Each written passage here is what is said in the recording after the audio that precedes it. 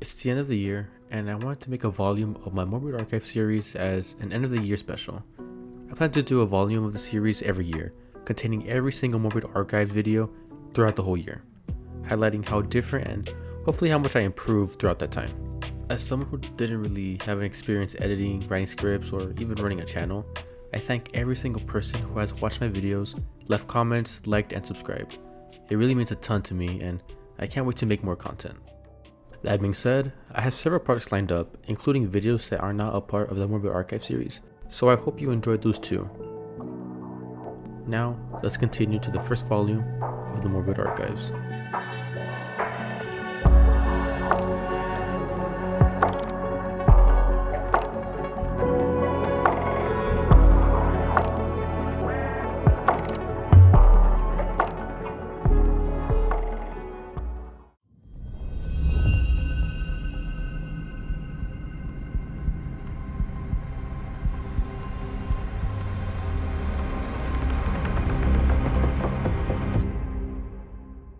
Hello, and welcome to the Morbid Archives. My name is Brock, and today we're diving into a mysterious series I recently stumbled upon. This series is from Katka. I'll be referring to them as Kat from here on out. We're going to explore what Kat has been experiencing and try to piece together what's really happening in their world. Now, according to the channel description, this side channel is dedicated to bizarre instances in old Minecraft. There's even a mention of someone called 1/8 a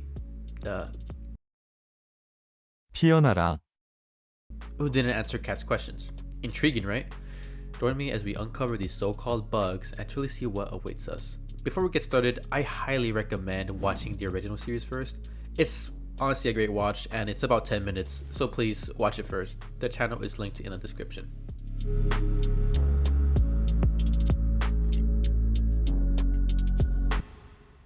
Singing Dungeon Bug Tracker video is the first video of the channel. Now, before we watch it, let's check out the description. Was asked to record a video. I play with music off. I play with my own music. So we see that Kat is asked to record the following video. But to who?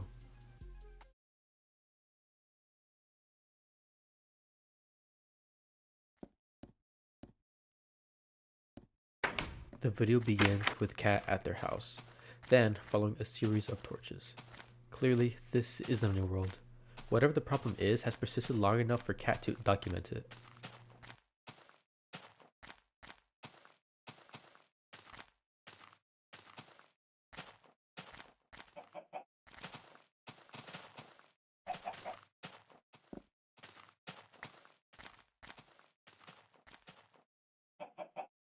We see them enter a cave, following the torches, and approach a cobblestone room in the distance.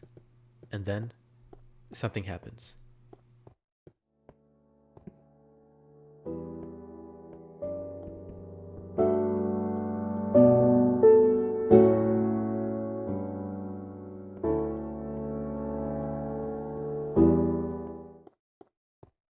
Pretty weird, huh? Even weirder when you remember that Kat said that they play with music off. It seems odd, but maybe it's just a bug, right?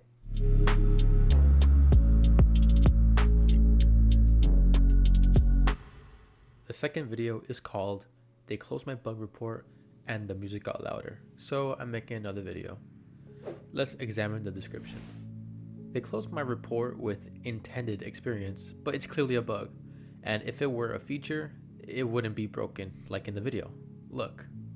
Here, we get confirmation that the first video was intended to be proof of the bug in their world. This most likely seems that Kat was sending these videos to some type of support team. Now, let's play the video. We see Kat wandering through the world. Notice how around 7 seconds in, the fog darkens, possibly an unintended side effect of the bug, but it definitely adds to the creepy atmosphere.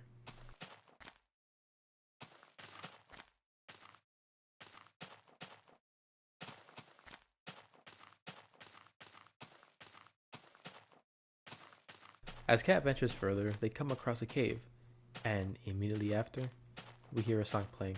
Check it out.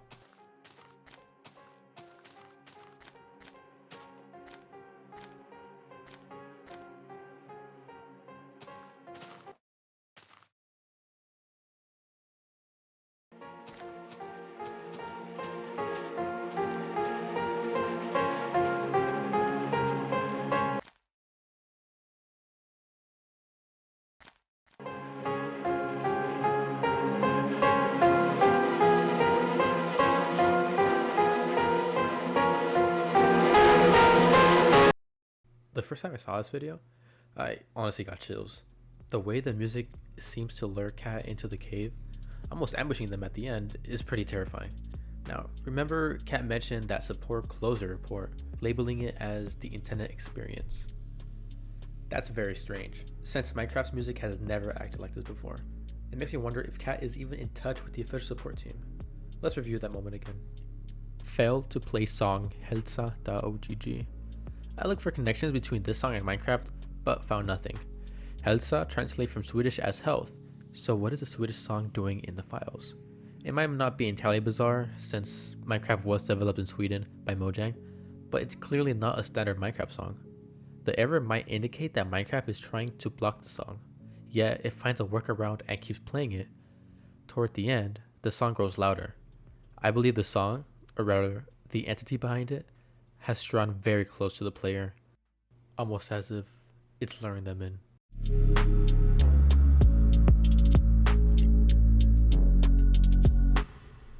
Episode 3 is titled Last Straw. The description reads, "This is the second time my report was closed. Now with this weird link to a fix. I will try it, but I am mad. What is this?" Last video before I met the site and the fix that concerns this channel. Looking back, I shouldn't have. Okay, so let's break it down. We learned that Kat's second report was also closed. Strange considering what we just saw.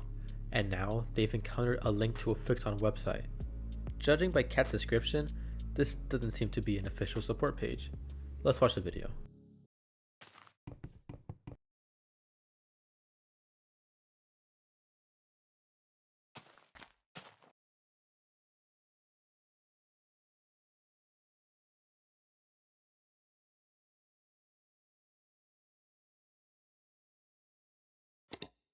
Did you notice the problem with Kat's game?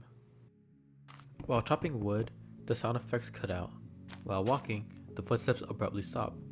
Then, there's no sound for the waterfall at all. Even when hovering over the soundbar, it remains at 100%. Kat's world is slowly losing its sound.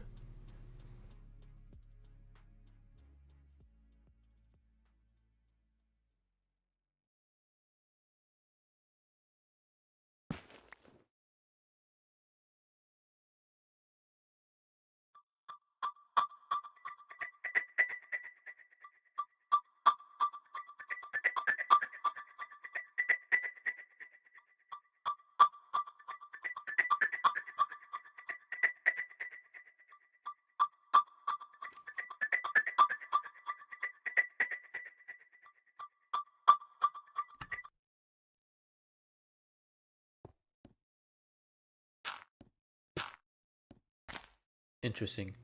We hear a beeping sound accompanied by text mentioning SoundScan. This is bizarre because SoundScan isn't a feature in Minecraft, and it can't be the fix either since Kat noted that this video was recorded before encountering the site and the fix. This leads me to suspect that Kat's game may have been altered from the very beginning. At the end of the video, more text appears. Found. I should mention that just before this text, Kat's house is mined for 2 frames, perhaps indicating that SoundScan found the player through the block. Then, we see Kat covering the door, trying to hide from whatever is plaguing their world.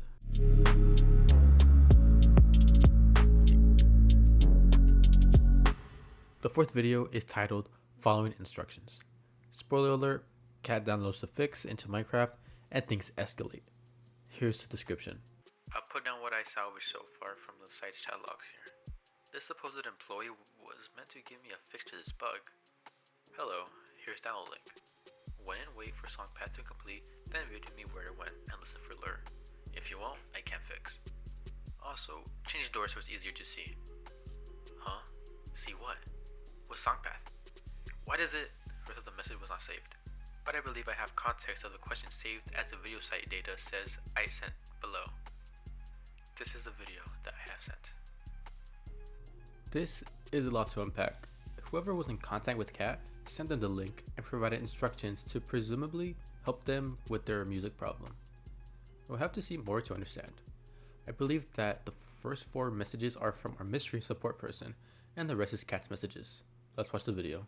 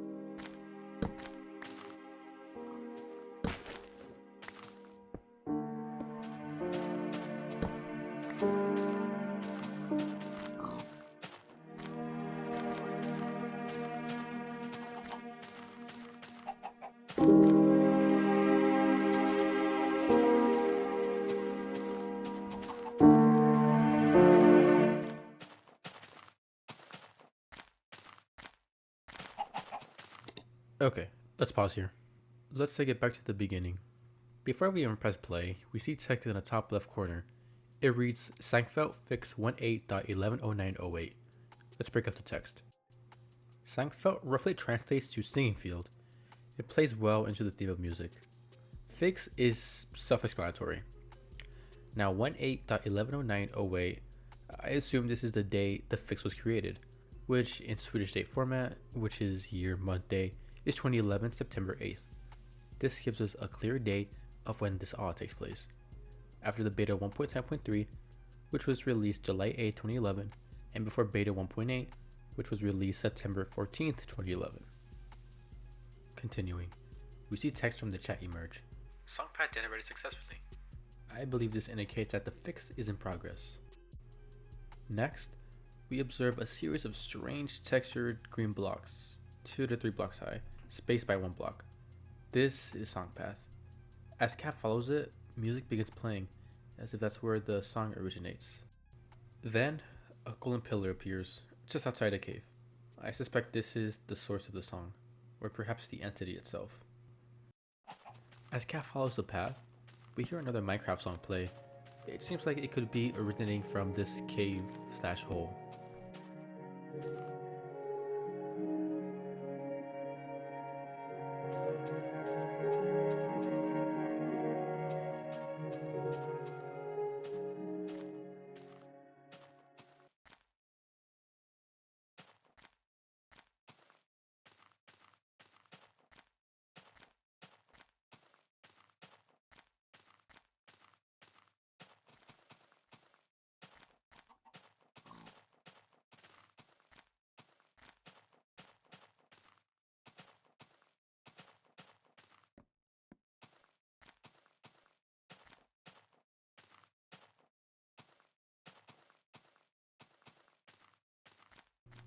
Cat eventually finds another cave, but this cave seems odd.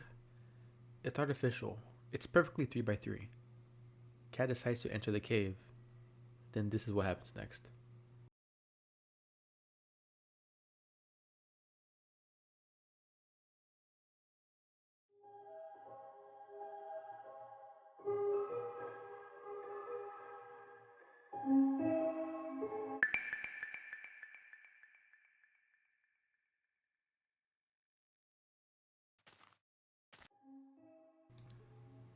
Songpath expedited. Collecting. Did Songpath perhaps end too soon? What caused it to stop? I believe this song, or rather, the entity, is stronger than we originally thought.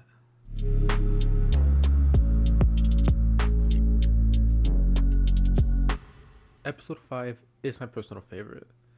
It's called Hide and Seek.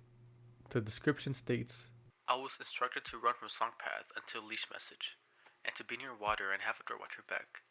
I think the UI that appeared tracked it. I do believe it saw me through the door, but the water proved useful later. To this day, I have no idea how it got hold of my main channel's theme. It influenced so much. The last sentence honestly stumped me, and even now I'm not entirely sure what to make of it. If you have any thoughts, please share them in the comments. The rest of the description is clear on its own.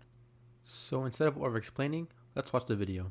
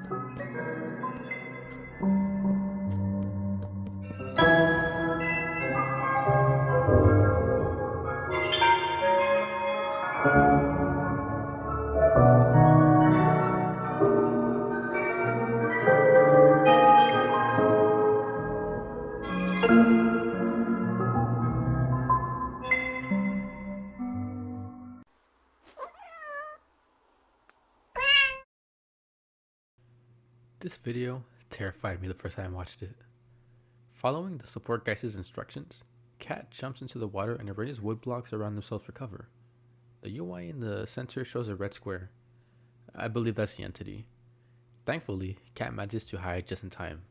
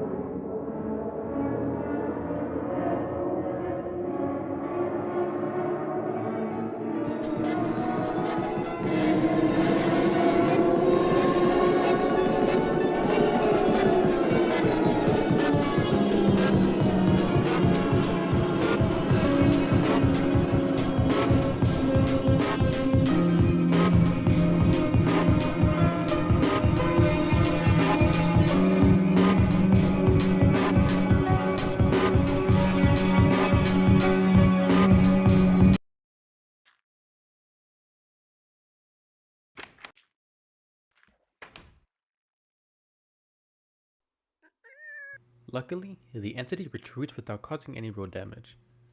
Now let's go back to the beginning of the chase. We see a message, Drumsang ACT, which translates roughly to Dreamsong Fortress ACT, using Google Translate, so take it with a grain of salt. Throughout the video, we hear a cat meow. Perhaps the entity, like a creeper, is afraid of cats. We can't say for sure, especially since no cat is visible. Although Cat narrowly avoids the entity this time, the next episode may prove less forgiving.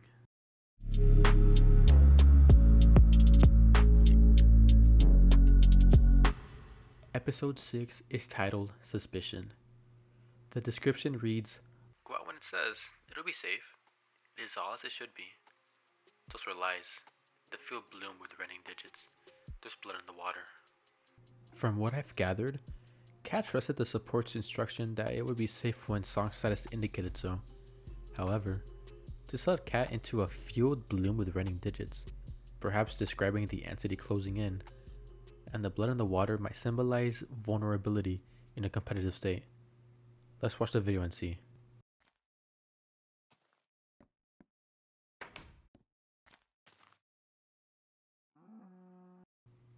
After seeing that it's safe, Cat begins to walk out into the world.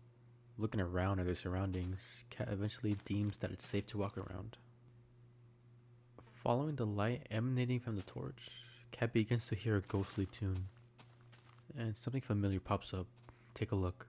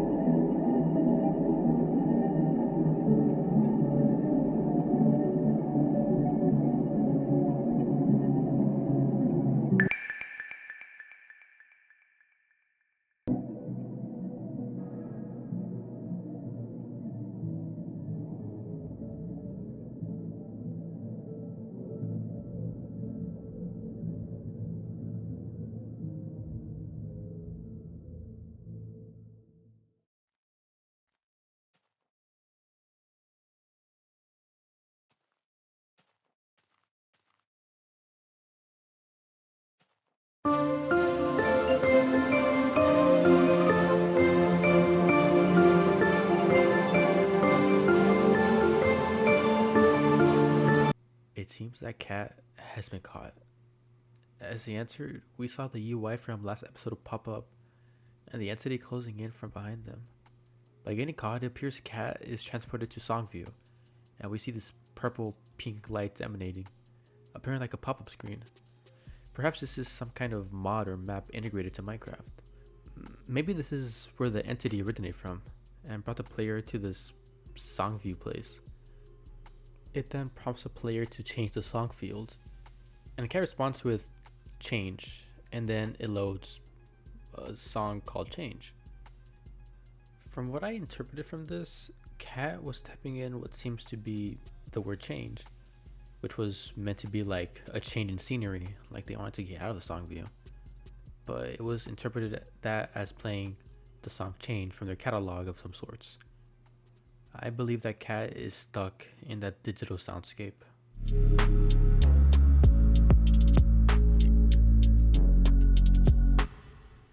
The last episode is called, well, I'm just gonna call it That's You, Eden. The description states, "No, I did not edit in that beep. The video was sent to me as soon as I discovered that I was stuck within song field upon loading change. And yes, I was in part Eden. There's blood in the water." Recall that the channel description mentioned another user. We'll call them Bloom. Bloom sent this video to Cat mocking them by saying, "That's you, Eden," implying that Bloom intended to trap Cat. Or perhaps something even worse. Let's watch the video.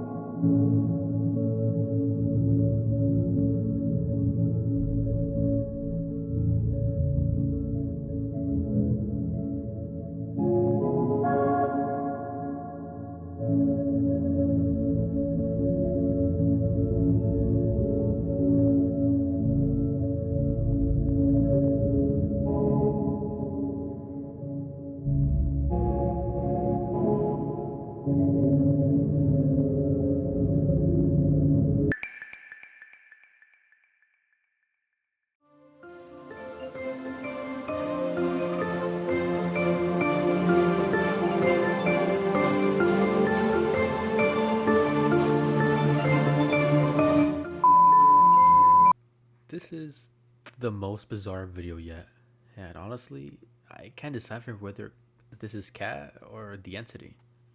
On one hand, Bloom says in the title, "That's you, Eden." The only thing that's prominent is this behemoth of a circle.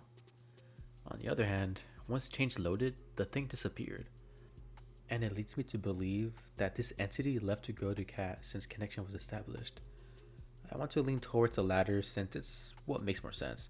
And Bloom's message was more to say that wherever Cat is, that's the belly of the beast. And Cat has been consumed from whatever has been tormenting them in their world.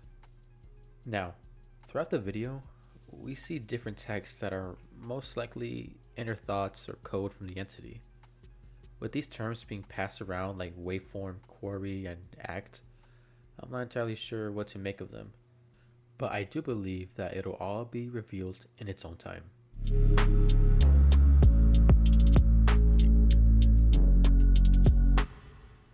Cat's journey began as a simple bug report, but over the series, that bug twisted into something far more sinister. The support who contacted Cat was complicit, luring them away from safety and into the entity's grasp. Was this just a ghost in the machine? No, I believe it was something far more orchestrated. A deliberately placed trap that sealed Cat's fate, leaving them trapped in this digital prison, Eden alive.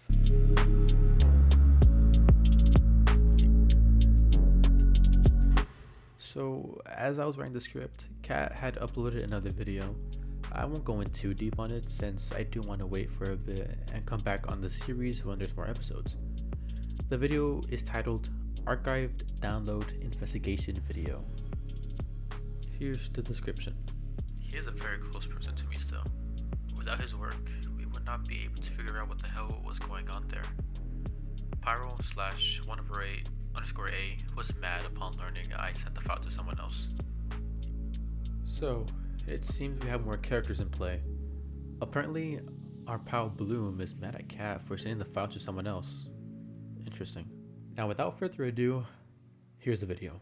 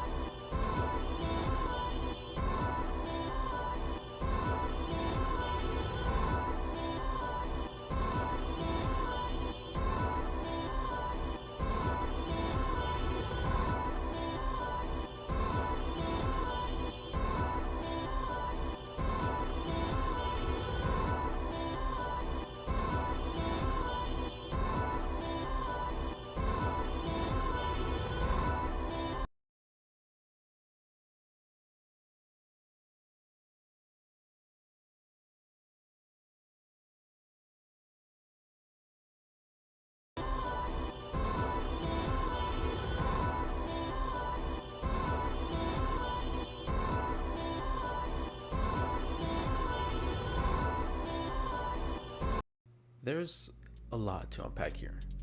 A different version of the fix, a mystery investigation series, another player lurking in Kat's world, Nil, the White-Eyed Terror, something mining through the dungeon, and photos featuring various entities. It's a lot. As I mentioned, I'll make another video once more of this series unfolds. And by the way, I'm pretty sure that Nil and the White-Eyed Terror are alternate names for Noel and Herobrine. If you have a different perspective or notice something I might have missed, please let me know in the comments. I'd love to hear your thoughts. And I'm no professional analyst, so I'm pretty sure I definitely might have overlooked some details.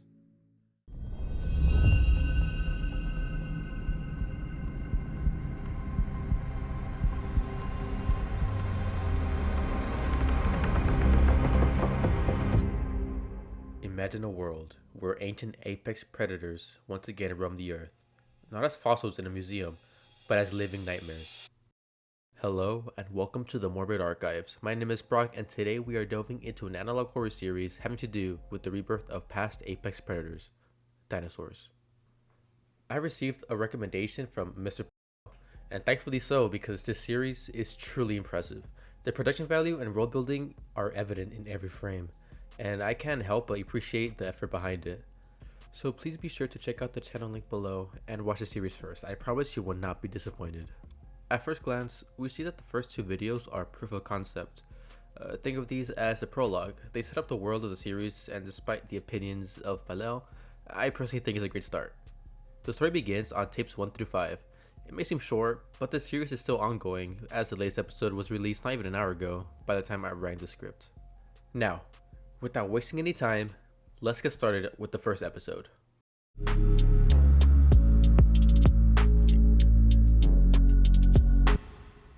In the first tape, we follow a training video designed for a company called Cicada, where you're being trained for a ranger position. I'll let you experience the full flow of the video without interruptions. Welcome to the Facility B500 Ranger Saved video. In this tape you will be learning about the experiments contained here and being briefed on your roles at B500. The experiments housed here are the most genetically pure that Cicada Labs have been able to create, changing our views on biology and evolution, of course, and in other facilities, gaps in the experiment's genetic code are filled in by living dinosaur species DNA, such as that of the lyrebird, parrot and cassowary, resulting in less quirks. Your job as a ranger will be to maintain this facility's security by preventing breaches, as well as preventing and apprehending trespassers from entering the containment area, among other tasks. Your first piece of briefing will be your equipment. Each ranger is fitted with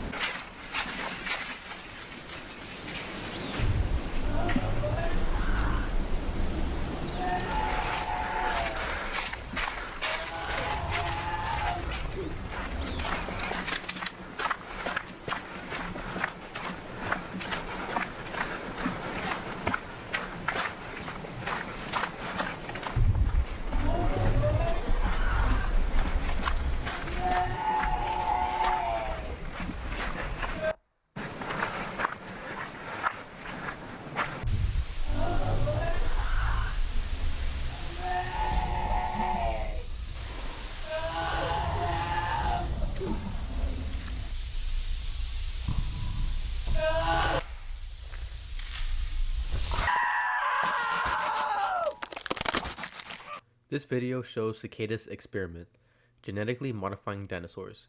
They're tweaking the creature's genomes, filling in gaps with modern animal DNA. For instance, while lyrebirds and parrots mimic human sounds, Cassowaries, known for their deep low frequency calls ranging from 32 Hz to 23 Hz, set up disturbing contrast. This detail becomes crucial when, at the end of the video, a velociraptor eerily mimics a human voice. The second half of the video contains footage of the outside, perhaps taking place in the facility. We hear crying in this habitat. However, we were warned about these cries. Whatever is in here is not human. At the end, it seems that our prehistoric friend has caught their prey. There's a singular frame in the video that may be proof of who exactly was the prey. Missing. Anthony Carr, age 24. It appears that Anthony, possibly watching the training video, had ventured outside to investigate the cries, only to be lured closer by the raptor until he became its prey. It's, in my opinion, a strong start to the series. It sets the tone for the rest of the channel, and it sets up the lore with unanswered questions to keep you hooked. We're going to move on to the next video.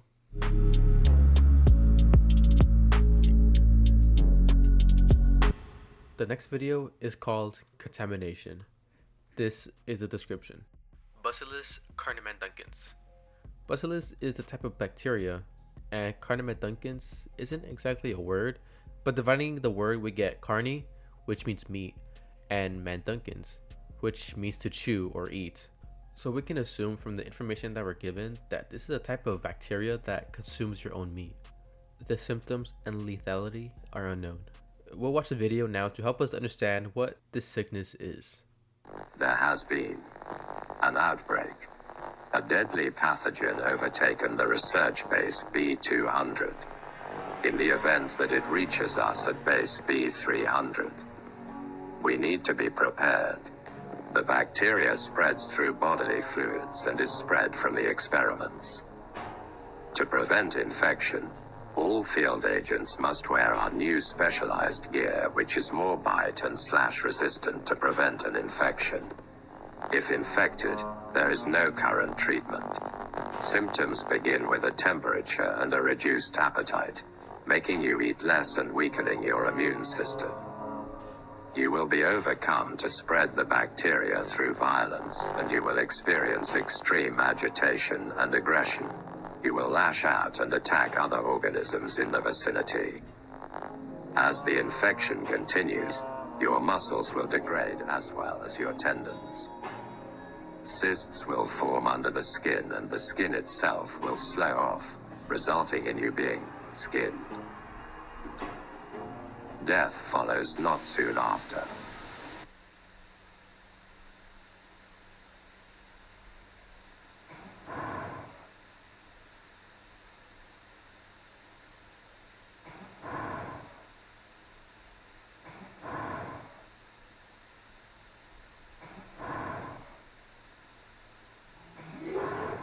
That poor Triceratops. It seems like they got the sickness, slowly getting consumed by the bacteria that has affected them. It seems like this pathogen had already destroyed a facility called B200. B300 seems to be making this video in case it spreads to their facility. This sickness seems to be created from the experiments, perhaps an intended side effect from resurrecting these creatures from the past. Not only it brought them back, but illnesses from back then too.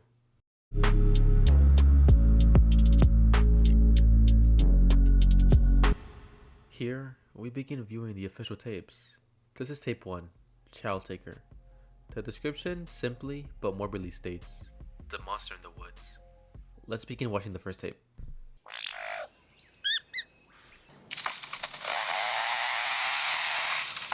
The remarkable mimicry of the lyre. Week, a series of disappearances in the small town of Bonebridge have residents scared, sad, and confused.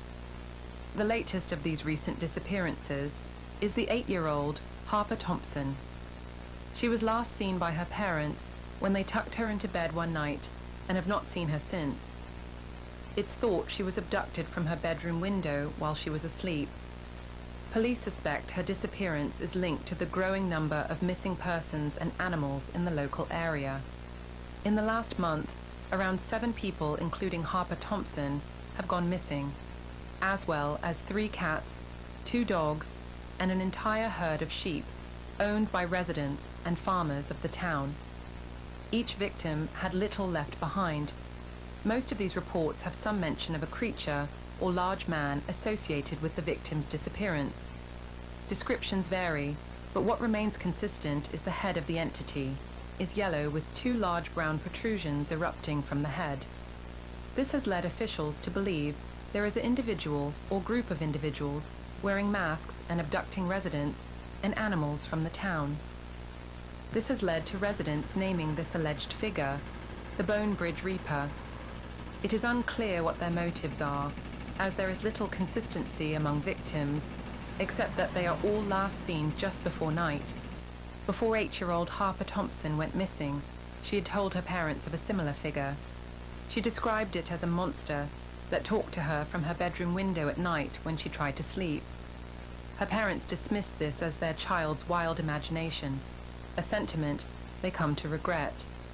Police urge residents of Bonebridge and surrounding towns to be aware, to not go out alone, and to watch their kids and pets, even at night. This news report covers a variety of missing people, animals, and livestock. You and I know what's going on here. Something has escaped the facility, and that something being the monster in the woods. The public see these incidents as a crazed individual with abnormal features, but we'll soon see what's actually taking all these lives. The way the police sketch tries to make the dinosaur seem like a man with maybe a mask or weird feature is terrifying. They don't know what it is. They don't know it's a dinosaur. So trying to visualize whatever is attacking their town is next to impossible, leaving this the only visualization made to the public.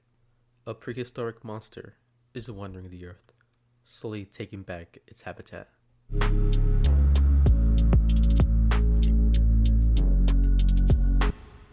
Tape 2 is titled How to Make a Dinosaur. Perfect if you want a carnivorous pet. So here we're gonna get a look at exactly how Cicada managed to bring back these beasts.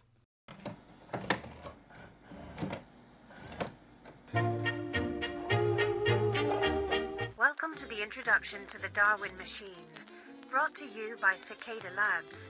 In this session, we will delve into the groundbreaking technology behind the cloning and breeding of prehistoric life. As you have seen by now, some of our Cicada Labs facilities, such as one you find yourself in, are now home to a variety of extinct species brought back from the dead by the Darwin Machine. The Darwin Machine is a technology that uses microscopic imaging to see the structure of DNA and uses AI to infer the nucleotide sequence of the strand based on its structure. The strand can then be artificially synthesized. Originally used as a diagnostic technology for genetic disorders, it was later discovered that the machine could be used on well-preserved fossil remains.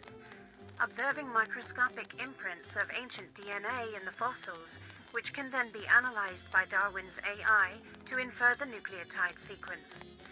The analyzed DNA can be synthesized by the machine using molecules loaded into the machine, such as free DNA nucleotides, phosphate groups, and deoxyribose sugar molecules, as well as the appropriate enzymes needed to join these molecules together.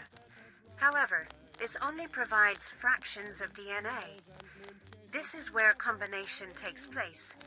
We use DNA extracted from the fossils, as well as from related modern species, to fill in gene sequence gaps to complete the genome. We can then start attempting to create an embryo, but this is not without great challenges. We have the Darwin Machine to thank for bringing back the dinosaurs. As you saw from the video, the machine uses AI-assisted DNA reading and sequencing. Already, this is pretty horrifying. Using artificial intelligence to reconstruct dinosaurs definitely won't go wrong, of course. As you can see here, we have a Dilophosaurus embryo. Did not survive the incubation process. We think this is due to faulty enzymes and need to work on this in more iterations. This is version number 10, and I believe very soon we might have living, viable dinosaurs for the lab. As seen in our demonstration, it may take many iterations and revisions to produce viable embryos that can be hatched and released into our environment facility for study. Many of the cloned species will look and act very different to what they really looked like millions of years ago, due to traits being carried over from species mixed in their genomes. Your job in this genetics facility is to attempt to purify the DNA of the animals and produce viable embryos for further study and development in Project Saurian. Further in the video, we see a dinosaur embryo. It seems to be a Dilophosaurus, according to the scientist. This embryo in particular is from iteration number 10. They're trying to closely construct the organism to be as similar as it was from way before. And perhaps in doing so, it'll be able to live and be released to their environment facility. Having these animals be artificially made and released into our modern world is bound to have some consequences, like we have seen in the previous tape. So what exactly is Cicada planning to do with these dinosaurs? I have a feeling there's more to this. We'll continue now. By the way, the embryo prop is so well made and clearly shows the creator's skill and tenacity to make this series as great as it can be. If you still haven't checked out their channel, please do so. The work is amazing and I want you to support them.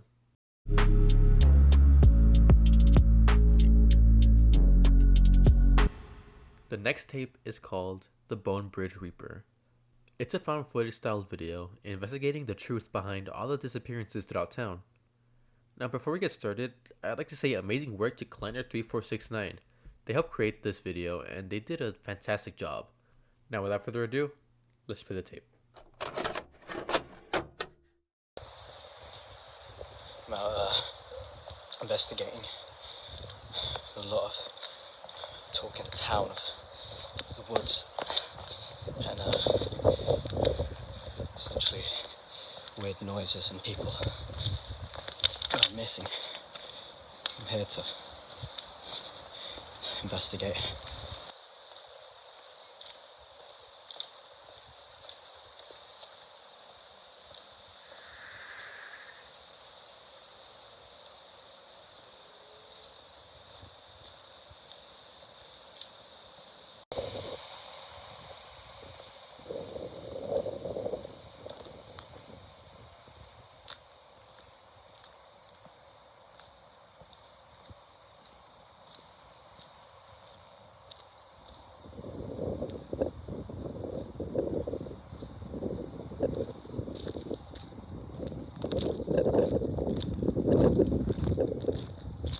As the video goes on, our protagonist ventures out from the city and into nature.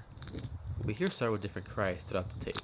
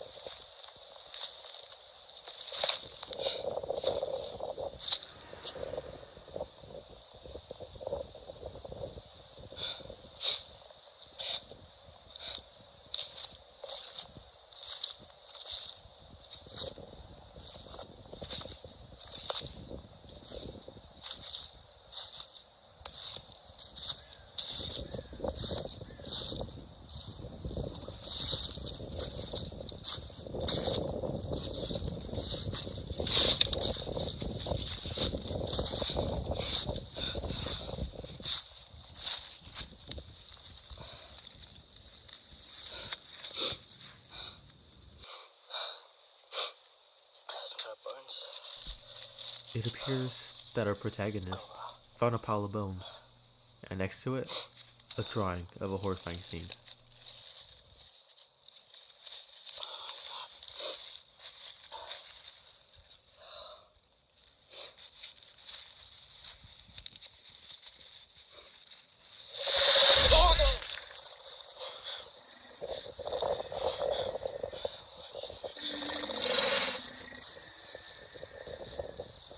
No. Stay back.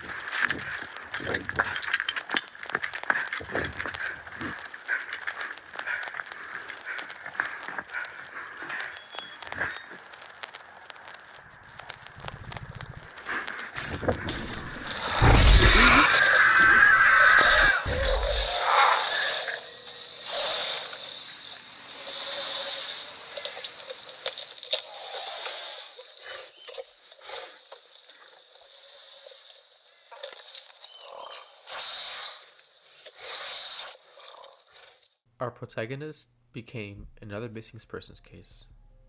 We now know what has been making people and animals disappear: a pack of Dilophosauruses. Although now we know what the sketch was and the culprits behind the disappearances, there's still one question that's lingering. How did they escape?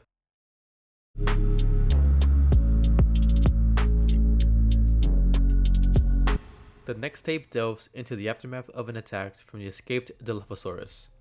I do want to warn you though, this episode contains graphic content such as gore, so if you want to skip that, I'll put a timestamp on screen 10 seconds beforehand.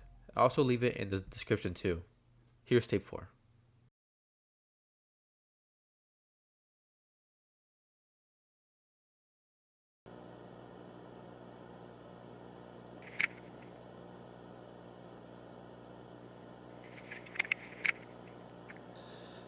This is Dr. Stephen Cole, and this is my incident and autopsy report. The date is the 8th of February, 1980. Subject's name is Christopher Basu. The subject is male and 23 years of age. The cause of death was an attack from escaped specimens DILO-30-1 and DILO-30-2. The body was recovered from a cave in the woods between the town of Bonebridge and this facility. Recovery teams have been trying to recapture the escaped animals with little success, but we knew this attack occurred from the tick chip in the victim's Optodyne handheld recorder, which we were able to trace. The scene was mostly barren, with only the recorder and blood being present. The animals dragged the body to their new established territory near the cave, where the remains of other victims were found. I will now begin the autopsy report.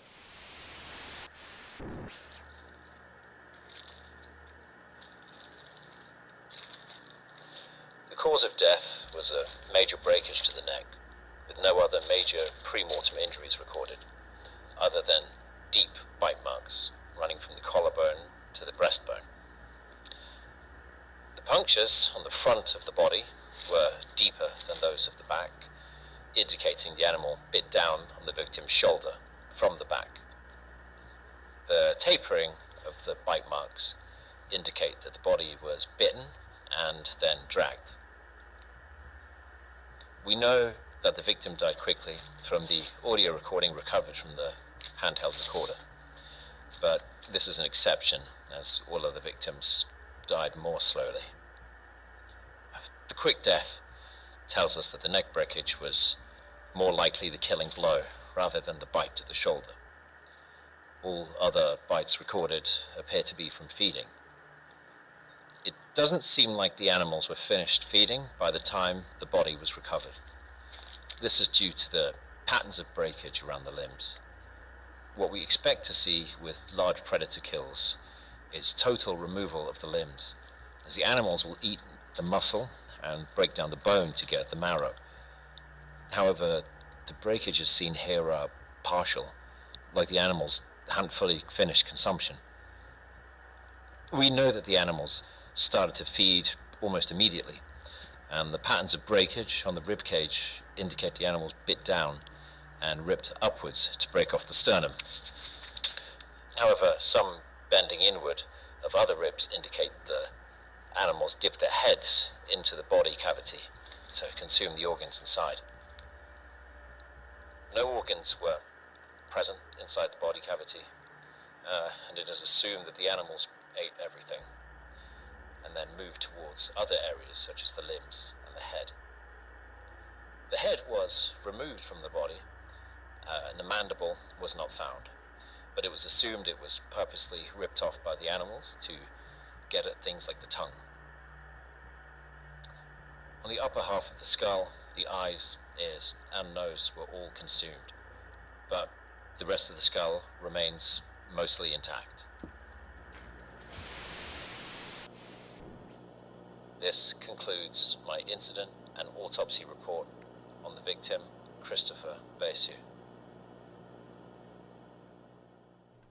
We get a very detailed description of the victim from the last tape, Christopher Basu. We hear Dr. Cole give an autopsy on Basu's body, explaining how he received a quick death, how the dinos weren't quite done eating his body, and the several injuries he took before, during, and after death. We get a mention of what Basu was recording with, a camera from a company called Optidyne. We'll see more about them soon. The prop made by Paleo is phenomenal. The cold yet descriptive diagnosis of the autopsy adds a lot to the world and atmosphere. Amazing work.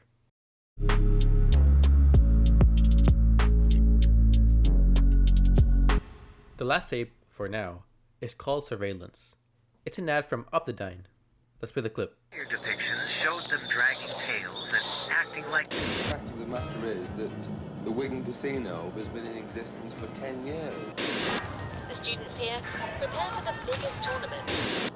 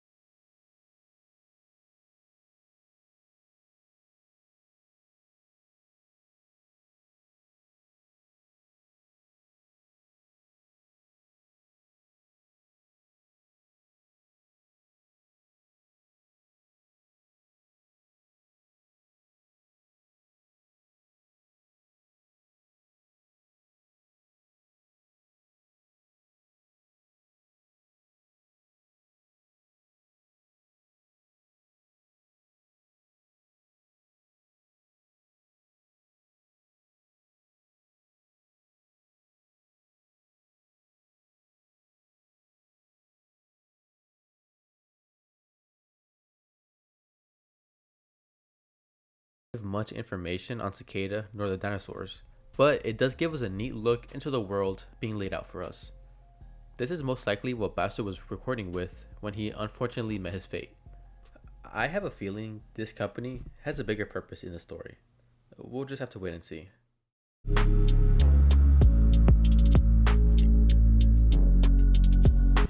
From artificial intelligence aiding in the resurgence of dinosaurs to a flesh-eating pathogen, Paleo Void has laid out the groundwork to their terrifying world.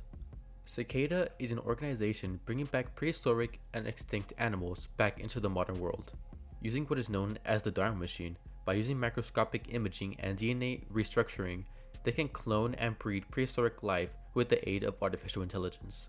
Eventually, after many cycles, they proved they were able to bring back extinct animals, dinosaurs included. This created many consequences, such as a revival of a flesh-eating pathogen, the escape and rampage of 2 Dilophosauruses, and the danger of AI creating something that defies the law of nature. Void has truly made something terrifyingly amazing, and I can't wait to see where this series goes. Please support them by viewing their channel and subscribing to them if you haven't already. If you have any comments or theories you'd like to share, please let me know. I might have overlooked some details, so please don't be afraid to comment and let me know.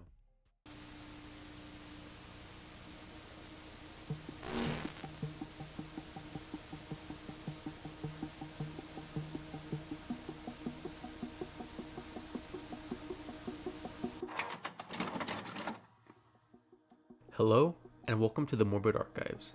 My name is Brock, and it's been a while. I apologize for the lack of uploads. It's been pretty hectic and busy that I kinda had to put my videos on hold. But now I'll be more consistent in putting out content. Now I have a few announcements that I'll be saying towards the end of the video, so please stay tuned for that.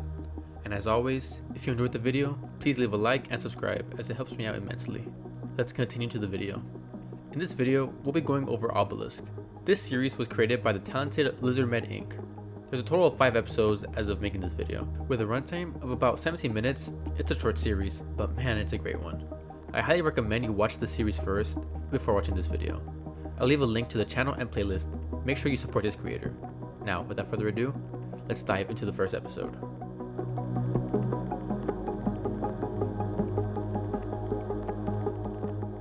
The video starts off with the cameraman stating, "I made a new friend. Do you want to meet him? He lives in here. He's in my closet. Can you see him?" Then it cuts back to the closet again, but with his friend peeking through the slits of the door. "There he is. Do you see him?"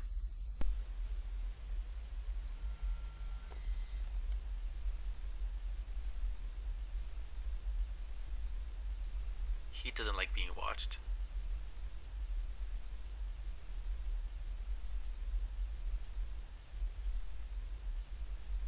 The cameraman now slowly gets close to the closet and examines the inside.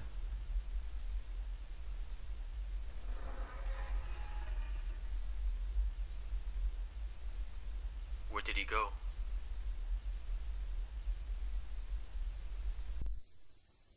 I'm watching TV. Sometimes my friend comes to watch too.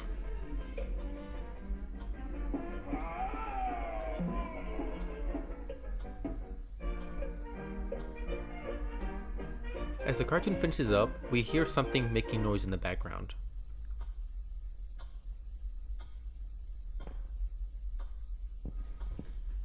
He is here.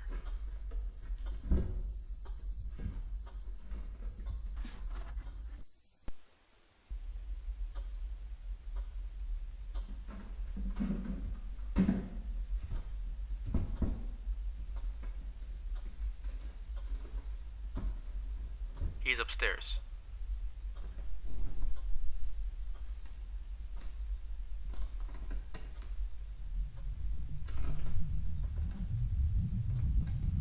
Do you see him?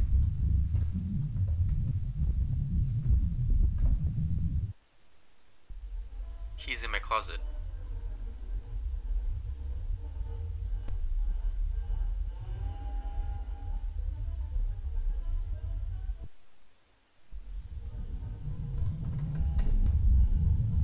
Do you see him?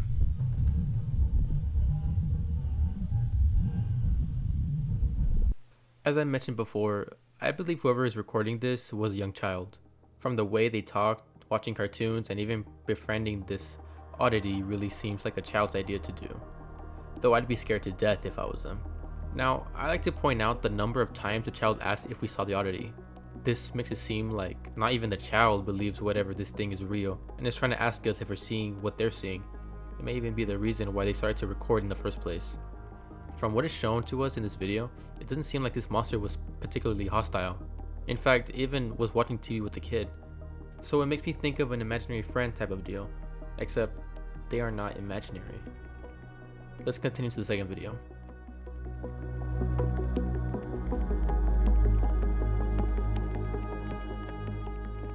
The second episode is the shortest one in the series, it only being 1 minute.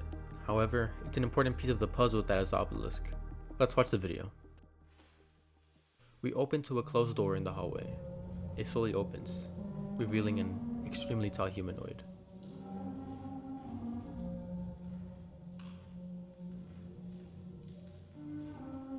Its face is censored in post, meaning that the camera person didn't want us to see who or what this creature is. We now cut to a forest with an open door. However, it impossibly leads back to a home. Then we see a tall humanoid with its limbs representing bark and wood, almost blending in with nature.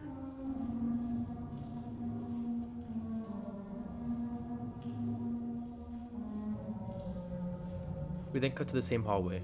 The door on the left is open. We can only imagine that whatever came through that door is lurking in the house somewhere.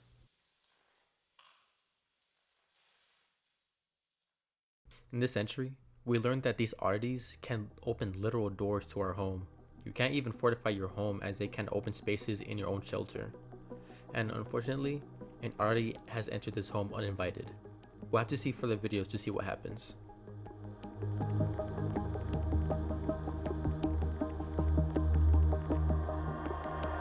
The third video is titled In Your Home, and it starts off with the protagonist lying in bed and hearing distorted cries from the other side of the house. A prompt appears that states, "Check on Abby."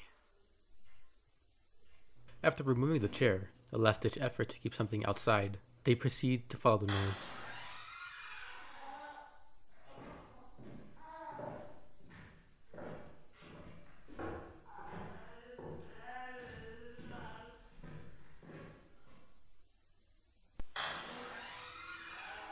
As they get closer and closer to the objective, the crying and music gets louder and louder.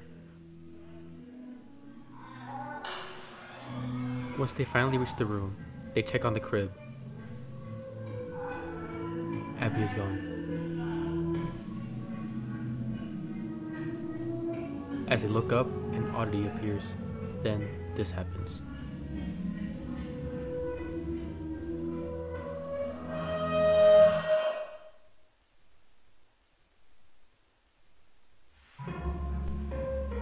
We get a final shot of the room through what appears to be a camera. Then these haunting words appear. The doors were locked.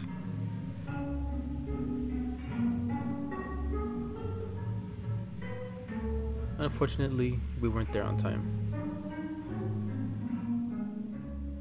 So, given the information, we can assume that the protagonist was waiting for this, or at least were being extremely careful as they locked their room with the chair and had Abby in the very far room. When we get to the room, Abby is taken and the oddity appears. As it lunges at us, we can see for a few frames that it was smiling. The reason, I'm not entirely sure yet. I thought maybe it was taunting us or it was genuinely happy to get another victim. At the end, the protagonist states that the doors were locked. This makes me think that the entity came in using the doorway method. I don't think this was the same oddity though, as their designs are very different, but it got in the house the same way.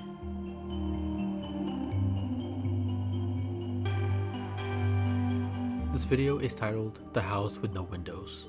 It starts off with the protagonist finding a strange house in the middle of a field. I recently found a strange abandoned house. There are no other houses built around it, and it's seemingly in the middle of nowhere. It has no doors or windows.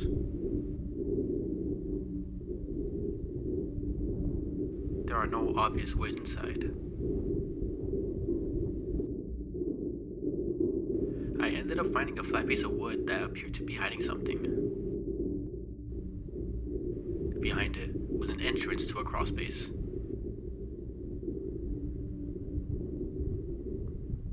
What secret is this house hiding?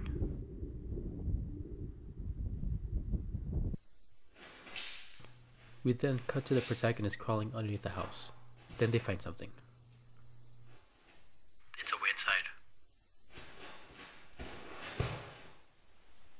They then climb through the hole and finally get on top of the floor.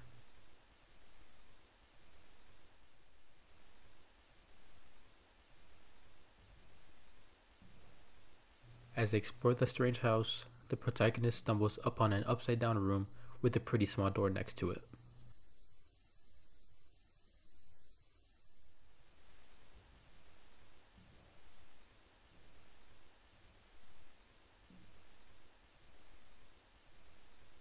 The door is so tall.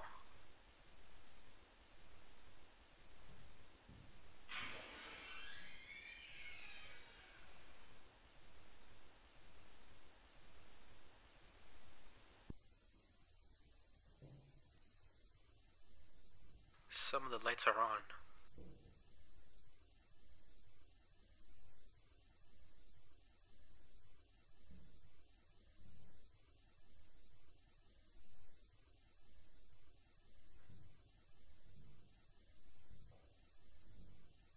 As they continue venturing forward, we catch a glimpse of something.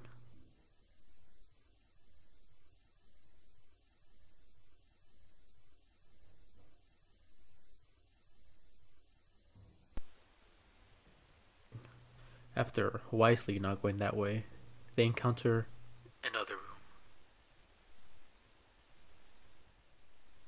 Going inside, we catch glimpses of a few art supplies, school desks, and chairs. The protagonist then finds a poster stating, "Be still and know that I am God."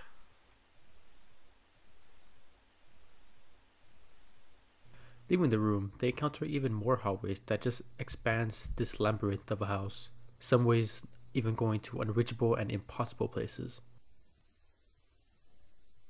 The stairs go nowhere.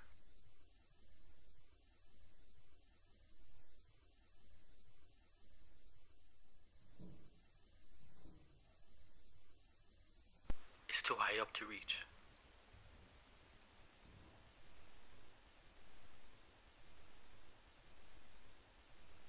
Towards the end of the video, footage of the oddity appears and glitches. Some red text pops up. What are you?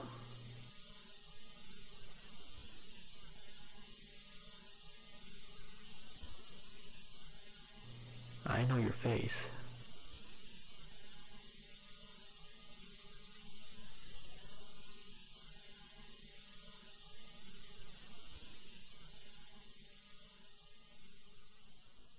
There's a lot to unpack here. Let's go over what we know. So the protagonist finds a house with no windows, doors, or any other entries, except for the hidden hole that led to the underneath of the house. Upon going in, we are met with some strange scenery, and we even come across an oddity that seems a bit hesitant to interact, unlike the jester from the previous episode. To me, these seem like the roles of the protagonist and the oddity had switched. They were intruding its home.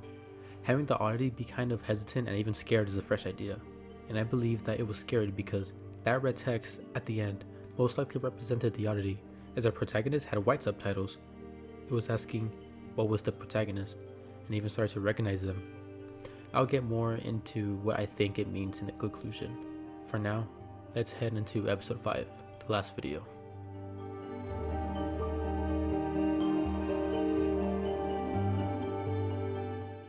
We start off in the outside of a surreal cemetery. She's in here somewhere.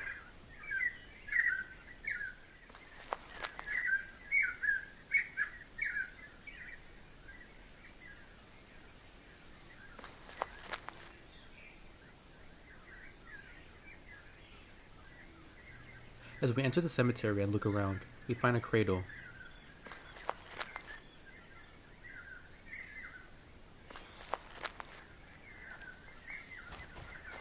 In the cradle, there's a caterpillar.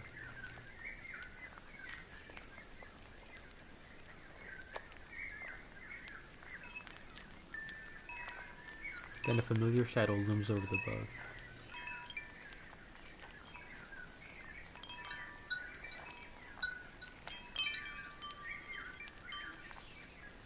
You're not how I remember you, Abby.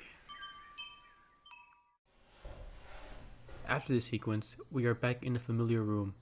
We see a stain on the floor, a blood stain.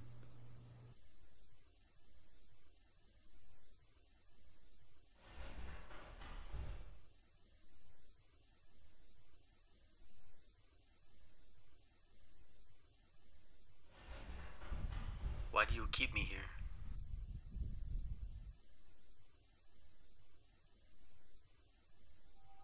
I can't stay here.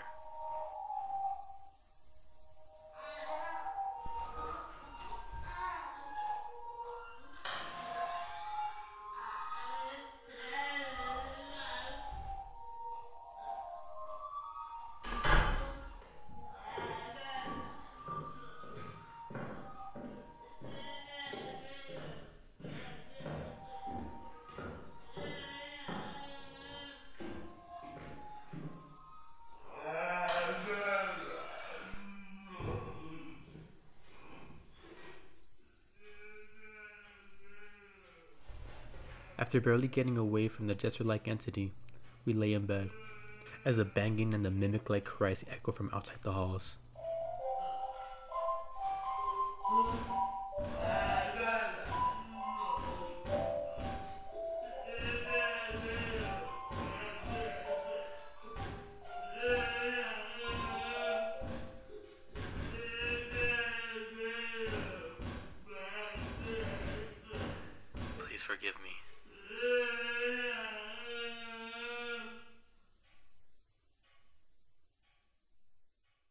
In the beginning of the video, we are in an area we're not familiar with.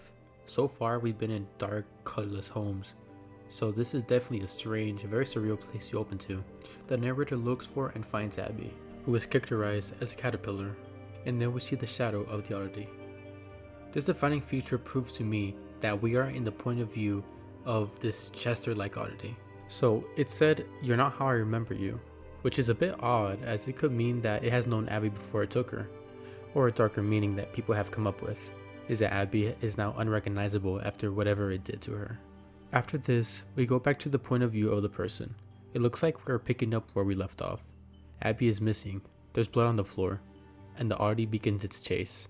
These dialogues, I believe, are made by the human this time. The "why you keep me here" line is the one that kept me puzzled for some time. I believe that the line, accompanied with the shot from the outside peering in the house, is a representation of the protagonist's guilt and their own personal hell. They're stuck, there's nothing but the house for them. The reason why the crib was so far was to dissociate themselves from Abby and her unfortunate end. In the end, they're haunted by the banging and crying of the oddity, which just sounds like a deeper baby's cry.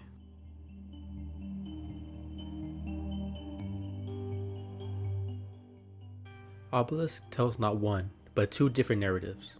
Let me explain.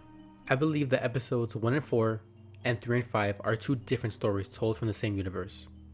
The way we know is because of the different way they tell their narratives. 1 and 4 has a found footage quality to them, and 3 and 5 feels like a point and click game. Episode 2 is the only exception, as I feel like this episode shows more of the world and further fleshes out these oddities rather than pushing the narrative. Episode 1 and 4 tells a story of a young person making a friend who's an oddity. We have seen that they're not hostile towards the kid. In fact, it does some activities together like watching TV. After time has passed, the same kid, who's grown up now, explores a strange house in the middle of a field. Going in, they find some strange things around the house, and then in a blink or you'll miss it moment, we see an oddity peeking. Though just not any oddity, the same one from when they were little. Towards the end, the oddity asks, "What are you?" and stating that it knows their face. The oddity knows the protagonist. It knows how they look like. However, they grew up. Their limbs have gone longer. Perhaps their hair is a little different. To the oddity, whoever this is looks strikingly similar to their friend all those years ago, but it doesn't know why. This is a beautiful story about the friendship of a person and oddity. It shows that these creatures aren't necessarily evil, or hurt just to hurt. They can form bonds with people, remember them.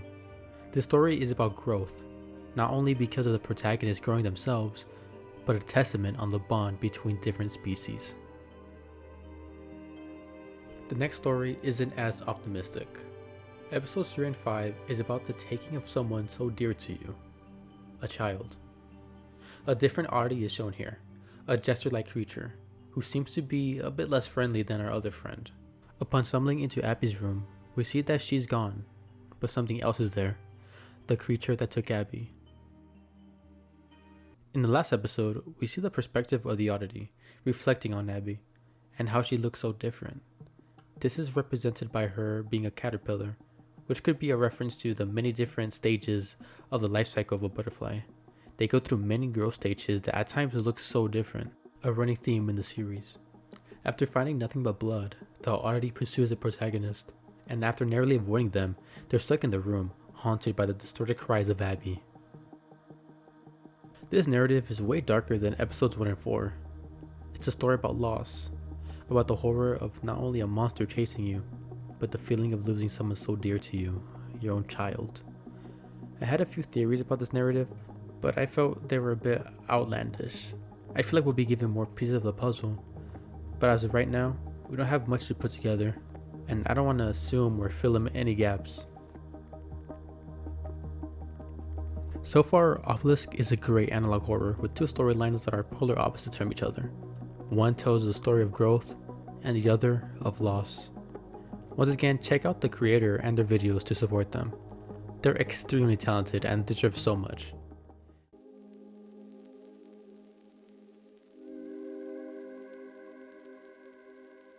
Hello, and welcome to the Morbid Archives. My name is Brock, and recently I got a video recommended to me while browsing YouTube. Piquing my interest, I decided to watch it. It was only a minute and a half, however, that didn't take away from the terror that I felt. The story being conveyed, the music, the daunting danger, it was all excellently crafted. What I watched was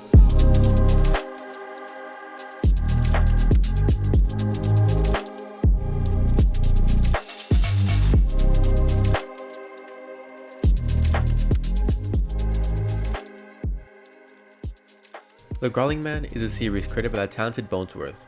Now before getting to the series, I highly recommend you watch it on your own. It's a great watch and it's not too long either, so please watch it and support the creator.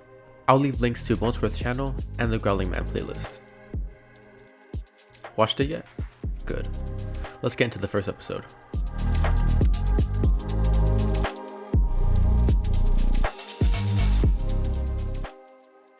The first episode is titled The Growling Man Massacre of 2006, and it starts off with the introduction of the same name. Text on screen appears and states, "On the 9th of July 2006, a brutal massacre took place at the OHAC hospital in Oregon. The attack began at 11:23 p.m. and lasted until 11:51, only 28 minutes. However, 83 people in total were killed.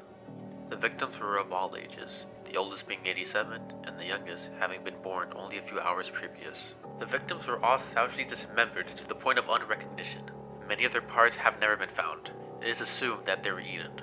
What you're about to see is a video taken off the phone of one of the victims. Viewer discretion is advised." Then, said video plays. I'll go ahead and play it in full for you.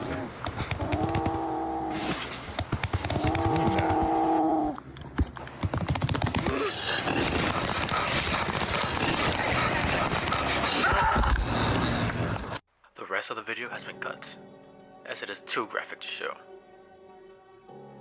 Little is known about the entity that appears in the video, but it has been dubbed the Growling Man. The Growling Man is determined to be the killer. However, its motives and whereabouts remain unknown. This is the first recorded case of the Growling Man. However, it is speculated to be connected to killings as far back as the 80s, but this cannot be confirmed as of right now. As of today, the hospital has been shut down. From what we could tell in this video, the attack happened on July 9th, 2006 at a hospital in Oregon. The most surprising aspect of this attack is just how fast it happened. In 28 minutes, 83 people lost their lives. Nearly 3 deaths every minute. Saying this entity is fast is quite an understatement. The Growling Man didn't seem to pick and choose its prey as it killed an elderly person as well as an infant, which makes me believe that whatever it sees first, it's most likely going to murder it. I don't think it has any ulterior motives. It doesn't stalk or scare its prey. It sees you and you're dead. The aggressive nature is a noteworthy characteristic of the Growling Man. Not only it's impossibly fast, but it leaves bodies mangled. Many of the victims' parts are missing, implying that yes, it does eat, but it leaves all of them dismembered. This fact makes me believe that it doesn't hunt for food, it hunts to kill.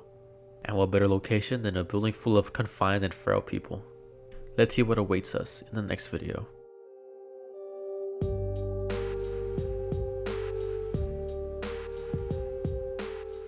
The minute-long video begins by saying, "Information on the Growling Man is being scrubbed. All of the sources have been deleted. I saved the links, but it just says this page no longer exists. I don't know who's doing this, but someone doesn't want people to know about the Growling Man." Before this info wipe, I did find 2 videos that seemed to show the Growling Man. I will release those soon. That is, if my channel's still around. It wouldn't surprise me if they try to take down my previous video covering the 2006 massacre, if not my whole channel. This is a screenshot from one of the 2 videos. I will try to release the full thing soon. I just have to finish editing. I will keep looking into the Growling Man despite this sudden wipe of information, even if I have to look harder. I don't know why someone is trying to hide it from the world, or why they're doing it now, but I feel as though something will happen soon, and I am nervous. Stay tuned. Hopefully you will hear from me again soon. Thank you for watching. As we just heard, someone is trying to cover up the existence of the Growling Man. From what I can tell, it definitely feels like the info wipe has been done by some sort of big organization or even the government. For what reason? We don't know. We can assume that it can be to lower the public's awareness on the Growling Man, which in turn lowers its recognition. What they don't know can't hurt them, right? Or it can mean that they're trying to hide the Growling Man, scared it can be linked back to them, so they desperately scrub off anything known about him. We'll have to wait and see why the scrub happened. For now, let's move on to the third video.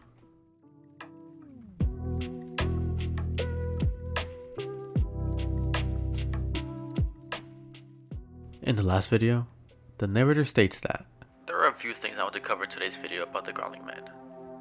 First, the 2 videos I saved before the info scrub happened, then a cover up. Neither of the videos have a date or much info at all, but apparently both victims were suicidal. Here's the first video. Viewer discretion is advised.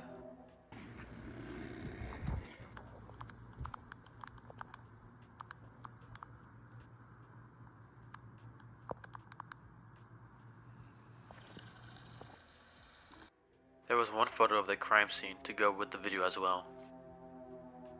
We then see a picture of a bloody mess. We can't really describe what we're seeing as the blood takes up 80% of the picture with a few pieces of bone sticking out. I know, we barely see it, but it's still proof. I'm not sure how it got behind him so fast. I'm assuming that's behind him, and so quietly. As well as how it got inside the house that quick. Here's the next video.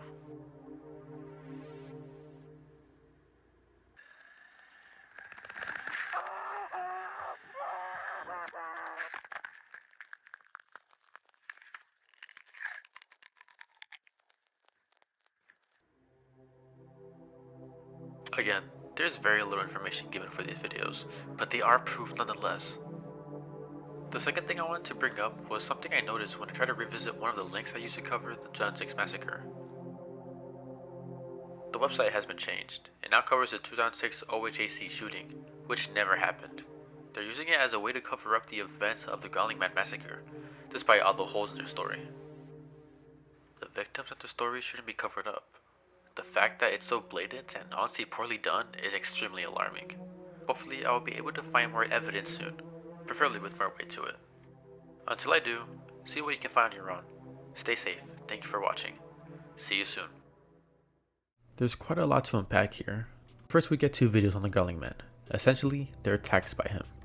We again see the aggressive and lightning fast nature of it, and the aftermath of the victim. These videos are important as they are proof that this monster exists despite information being wiped and altered. Which brings us to our next topic. Someone is altering information on the OHAC massacre. To explain the death of the 83 people, they implied that it was a shooting. And as the narrator said, there are many holes in this story, such as how they can kill that many people in so little time, and how a shooting can mutilate bodies beyond recognition and even have some body parts missing. It doesn't make any sense. We still don't know the reason why someone is trying to cover up the Growling Man, nor if it's for the benefit of humanity. What we do know is that it's still out there.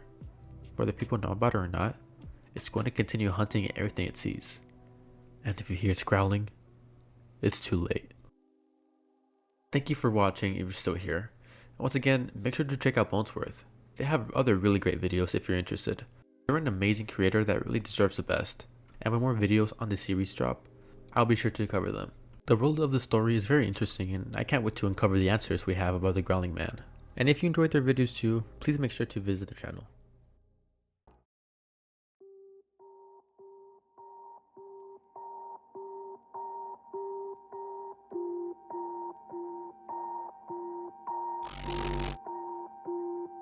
Foxymations is a channel most notable for the fairy tale series. However, that's not what we're going to go over today. A couple months ago, they released 3 videos that are part of a new small series. Routine.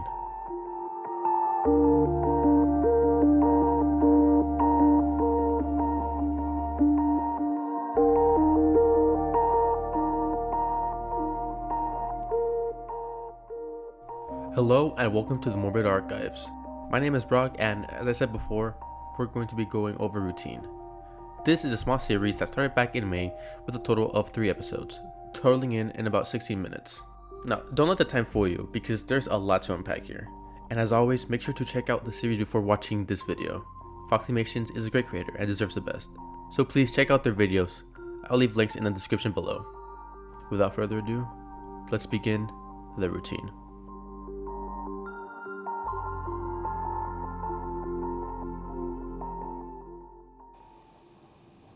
We start off in the morning, 6 a.m. Wake up. As we get up, we see a creature on the right side of the room. Look out your window. Cloudy days, right? He liked those days, remember? A figure of a boy manifests and looks out the window, then disappears. The creature, now at the end of the bed, hands us a picture of two people, a woman and a boy. You miss them, don't you? We then continue with our day. We brush our teeth and fix ourselves breakfast. Why did I prepare this? I'm not hungry.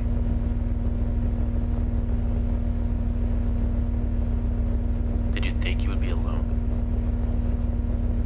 Your mind is always with you. Have you forgotten? Not hungry as usual. Why don't you give them your breakfast? Oh, sorry, they're not here anymore.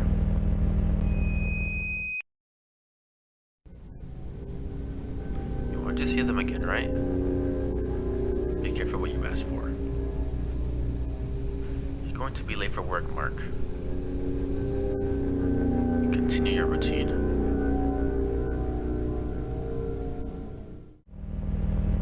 Mark then leaves his house and makes his way to work. The road to work has always been lonely. Mark makes it to his work at 7:10 and sits at his desk staring blankly at his laptop. Tired, right? I just wish I could have them again. You have to face the consequences of your actions.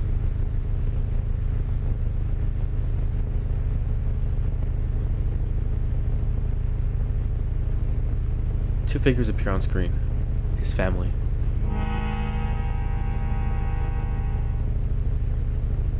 Why is this happening to me? 6:11 p.m. 11 hours has passed since Mark got to work. After work, the path was so lonely. But as always, you had a reason to smile. I think I get where you're going with this. I'm finally getting home, but it feels like my thoughts and mine are waiting for me there.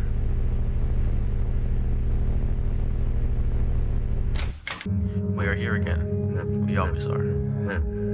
It's just another day like any other, right? Everything is so monotonous. You remember perfectly the day your life went downhill, but you don't want to. If only they were here.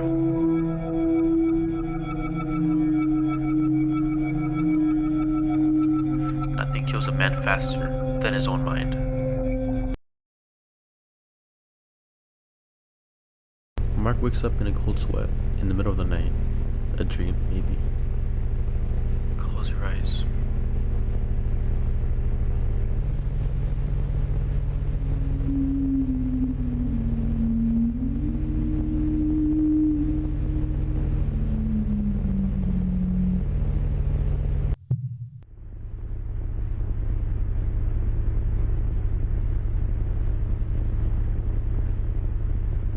Dreaming again, as always. You can't even sleep like before. I have a solution for that. Take this.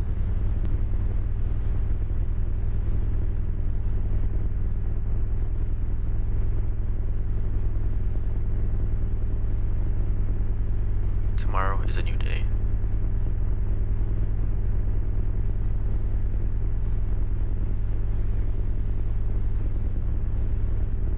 This episode goes over the life of Mark, his life after losing his wife and son. We see this white monstrous creature follow him, and it seems to constantly remind him of his family. Just exactly where did it come from?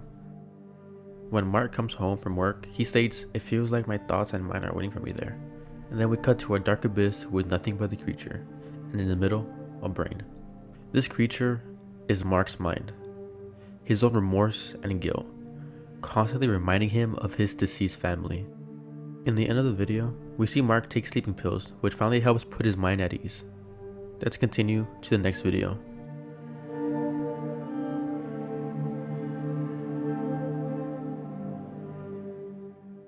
The second video starts off with an explanation of schizophrenia, which can imply that Mark is suffering from it based on the manifestations of his own mind.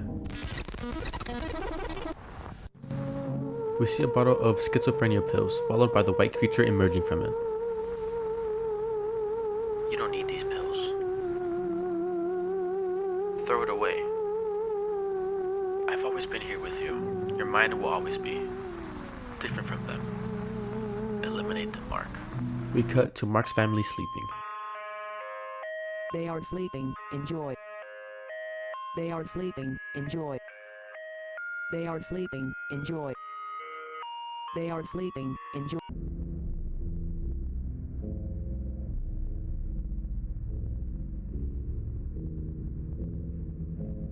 Why should I do this? I love them. Trust me, they just want to stuff you with pills to make you look bad. Maybe they just want to help me. Trust me, just do it.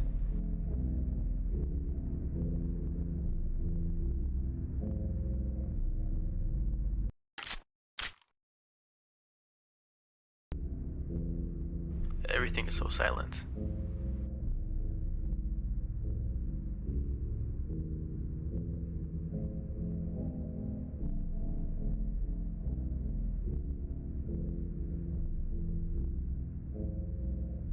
They are sleeping here.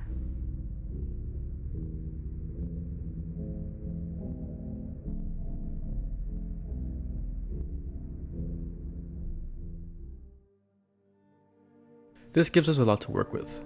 It's implied that Mark is diagnosed with schizophrenia. He takes pills to help with it, but his inner thoughts tell him to get rid of them. That his family is trying to silence him, and the only way to get better is to kill them.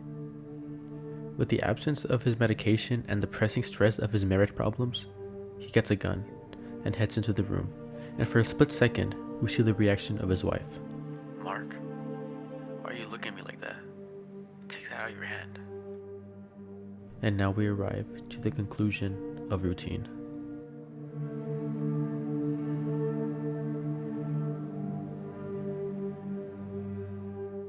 We start off in the morning, a new day.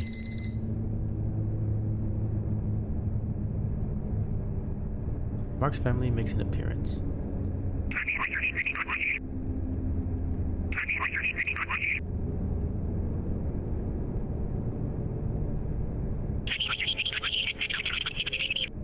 They appear like they're on their own routine, not acknowledging what Mark did.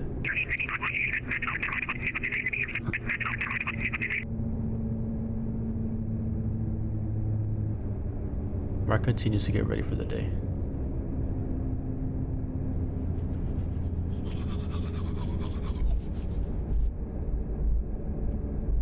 I thought they were dead. This is just in my head. This is just in my head. This is just in my head. This is just in my head. This is just in my head. You're to blame for everything, Mark. You were never enough for them. They are dead. Why didn't you let them go? You killed them.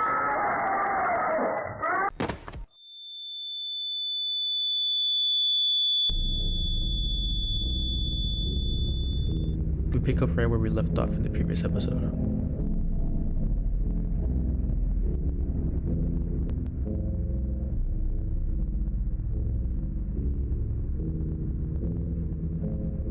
Mark's family are sleeping peacefully, quietly.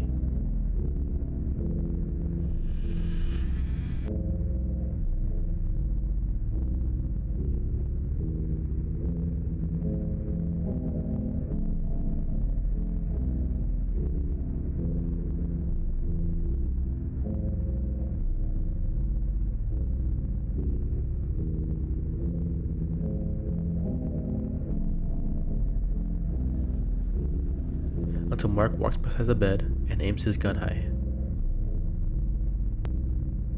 Mark, why are you looking at me like that? Take that out of your hand. Go take your medicine, dear. I don't need them. I'm sorry.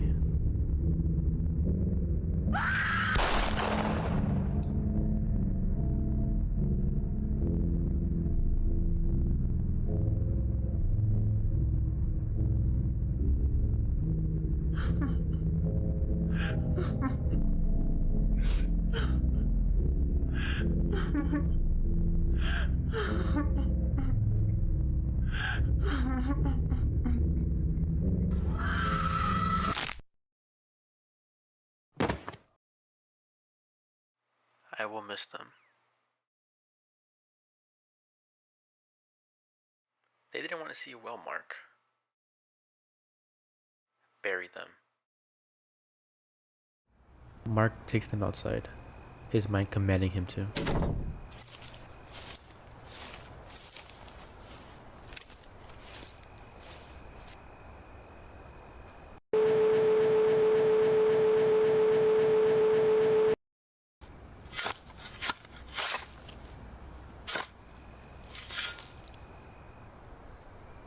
They are buried now.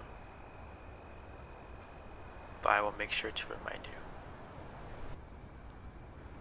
Until your time of death.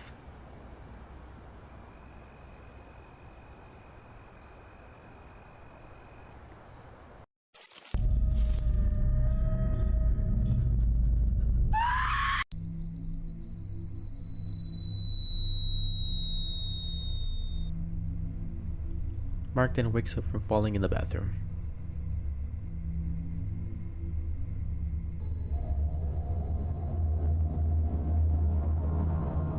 We've been waiting for you, Mark. You've been passed out for hours on the floor.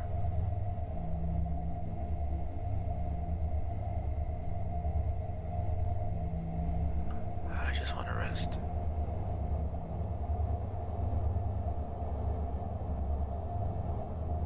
We have a solution for you, Mark. Take this.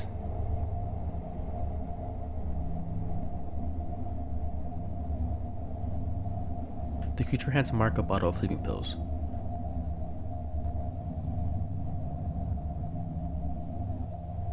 Mark then takes a few of them.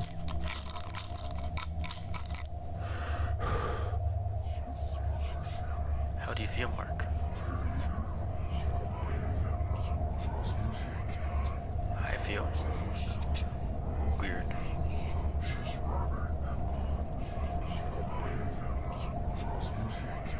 Why don't you try taking more?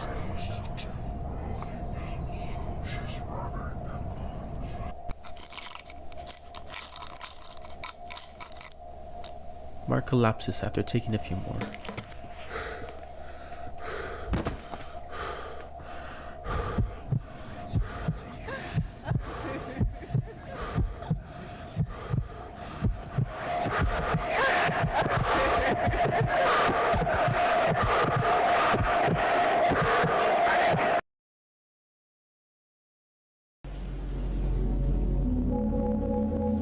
Where am I? You overdosed, Mark.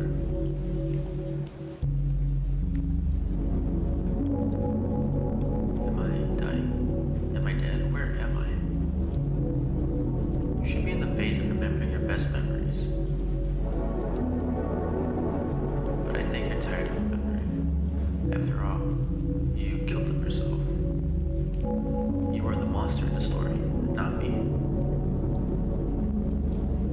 I am just a manifestation of your disturbed mind.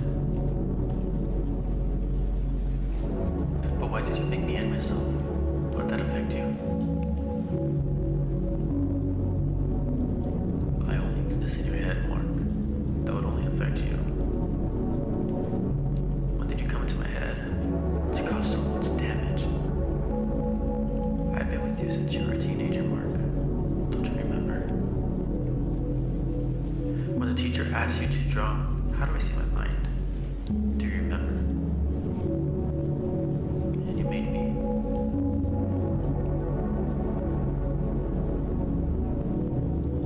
I think the time of our death is coming.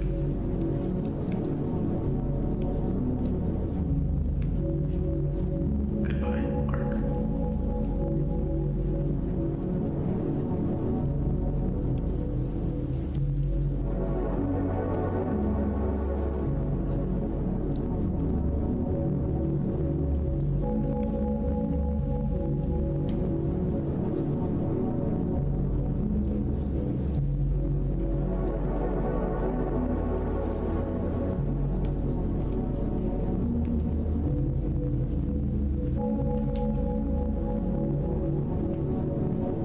Mark has died. Routine is a story not about a monster hunting you down, but about yourself being the monster. We see Mark's perspective on the murder of his family, before, during, and after. Mark is diagnosed with schizophrenia, a mental disorder that distorts a person's ability to think, feel, and behave clearly, and leads to a mix of hallucinations and delusions. When faced with stress and trauma, it can worsen the disorder. We see divorce papers signaling that Mark and his wife haven't been on good terms recently, sending Mark down a spiral of distress. His mind creates a manifestation of his dark thoughts and pushes him to murder his family. Having done so, Mark tries to live on, but he keeps getting reminded of them, of what he did. It gets so severe that the only option is to overdose and pass away. Routine shows the horror of the human mind, how it can lead a person down a spiral of madness and influence them to murder their loved ones and destroy their lives. Again, this series was created by the talented Foxymations. Please make sure to check them out. The links are in the description. You wake up from a cold sweat, the fan pushing a fresh breeze as you regain consciousness. As you regain control, you realize something. You can't move. And something is emerging. Something is trespassing into your home, into your room, into your mind.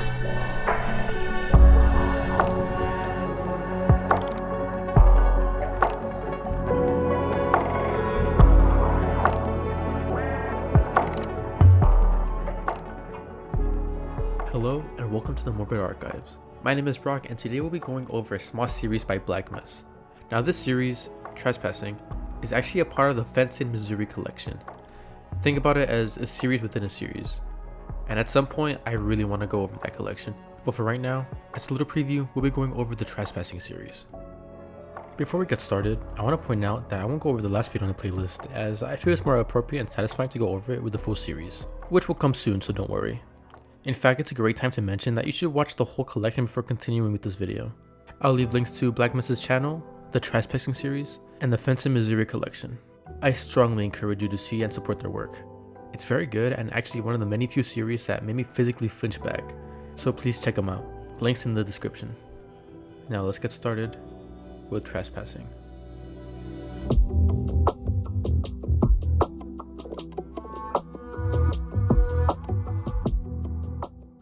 Before getting started with the video, let's read the description. Dr. Note, July 1st, 2010. Patient should continue taking his medication until our next appointment in 2 weeks. Recommendations. Patient should record with a camera provided when the hallucinations start again. We will review the footage next time to reassure them that these hallucinations aren't real. Dr. June Bennett. From this we can assume that our protagonist isn't mentally stable. They have been getting medical attention for it. We can't really say what mental illness they're suffering from, but from the comment on hallucinations, it can be psychosis, schizophrenia, or something else. Let's continue on to the video. We begin with the title stating this is Recording 1, Trespassing. And for a brief moment, we see text in the bottom stating, something awful is in my home. We cut to a bedroom. We lay in bed staring up.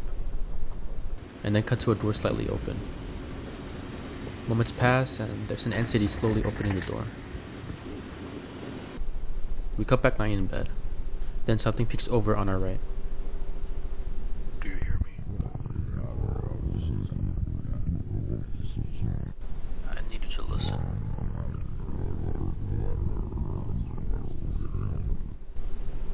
You're in those conditions again.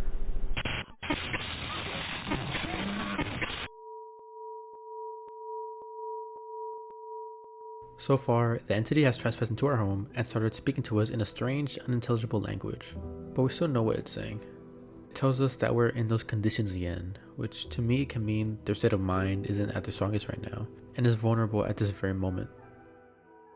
Now we see photos being taken of a hallway. Sounds like they are following the advice of their doctor.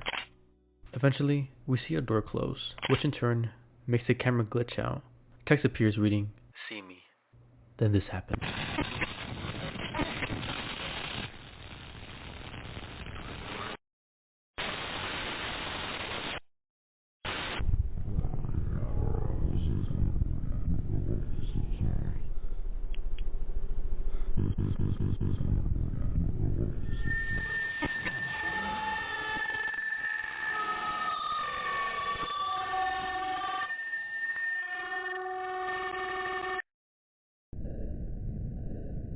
We cut to several scenes of flowers.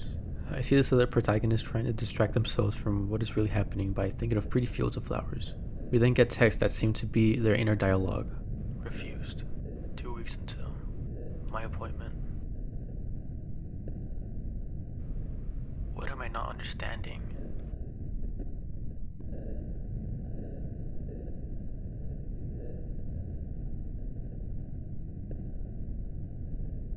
Two weeks until my appointment and over 2 terabytes of footage. My headaches aren't getting better and now I'm starting to see things in my room. This text is difficult to figure out as it's extremely low resolution. Life is so beautiful. Life was so beautiful. No longer safe.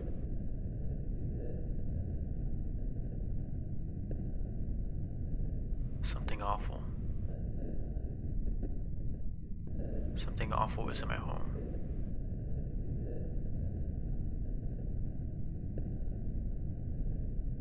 Is in my home.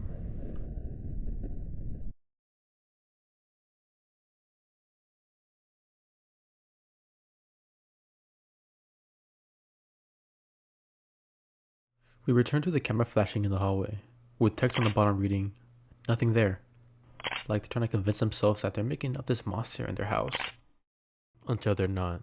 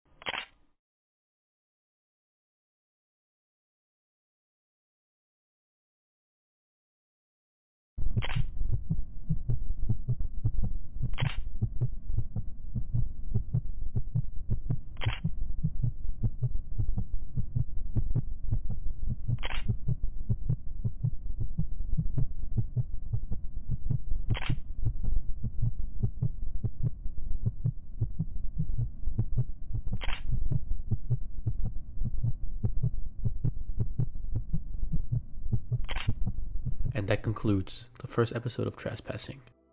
We follow someone who takes frequent visits to the doctor. From the doctor's notes, we can assume that they're suffering from some kind of mental illness. Although we can't really pinpoint what, we can see hallucinations as one of the symptoms. Taking advice from Dr. June Bennett, our protagonist sets up a camera to make sure that the hallucinations aren't real. But it turns out they are. Assuming that this point of view is from the camera, we quite literally capture proof of this thing's existence. The last word of the video is outside, which has 2 meanings. The creature is outside of the room, and it's outside of our protagonist's head, materialized in the real world. This is just what I interpreted, so if you come up with a different meaning, please let me know in the comments. I'd like to read your thoughts. Let's now continue to the next video.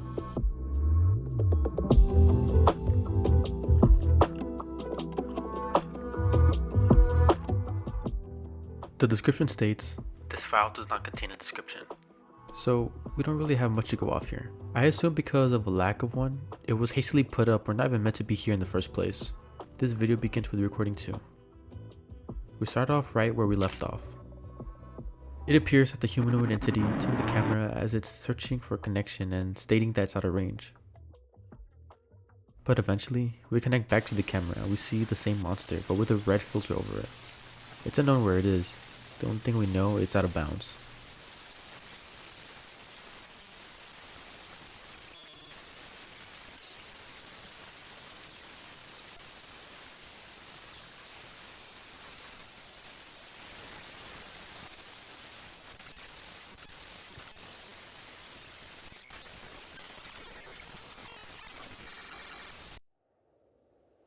It's now silent and peaceful.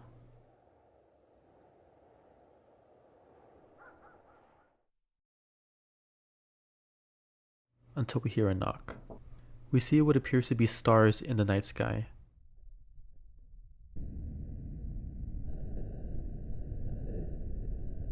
The camera is still out of bounds and is actually glitching in the top right corner.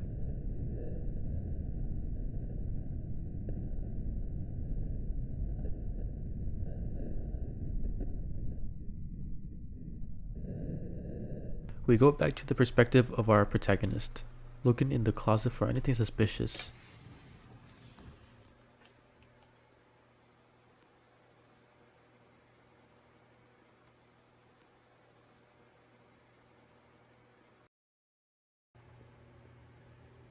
Finding nothing, they head to bed.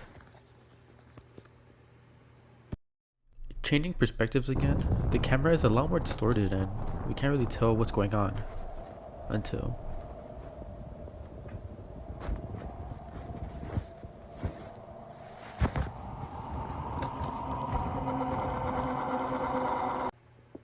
it can see you if your eyes are closed. Under the bed. Check under the bed. It's hiding there. Right there. Turn it on. The light. Right there. Turn it on. Stop moving. Right there. Stop moving. It will leave eventually.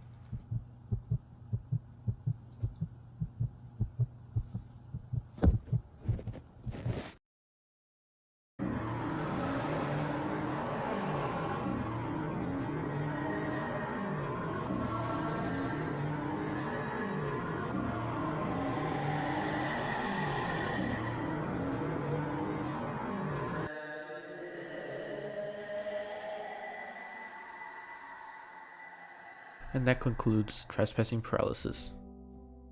In this video, we follow two perspectives, the camera and the protagonist. As we saw in the first video, the humanoid monster captured the camera and took it with him to some sort of pocket dimension of some sort, or at least somewhere far from the house as it was out of bounds. Our protagonist was looking for the thing, but ultimately found nothing and went to bed. Somehow, we see the monster materialize into their home, and for a second, we hear a door open when it does this. This could mean it was the monster who opened the door into their home, granting access to their room, and after entering, the protagonist comes face to face with it. There's a lot to discover in the world Black Mist has created, and don't worry, I do plan on making a full video covering the Fenton, Missouri collection soon. But so far, we went over Trespassing and Trespassing Paralysis. We follow someone suffering from a type of mental illness or mental disorder. We slowly go over their spiral into madness when a creature appears in their home.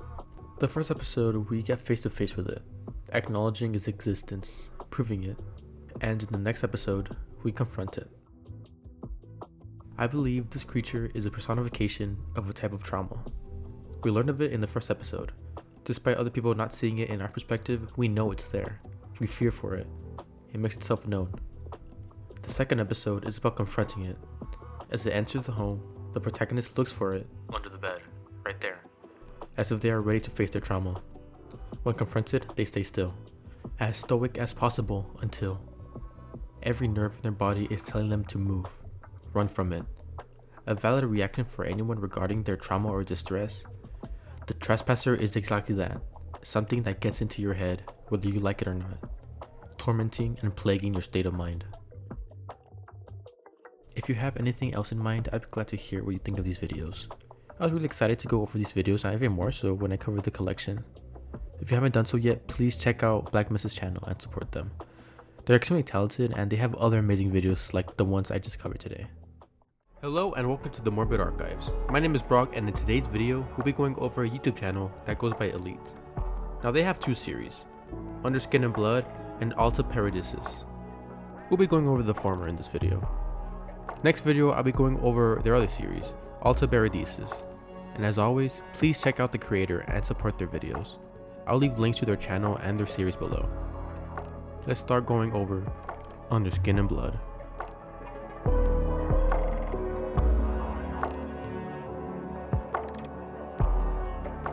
We start off with the therapy-like session between two people. They're referred to as T and S. I believe that T is the therapist and S is the person we follow throughout the story.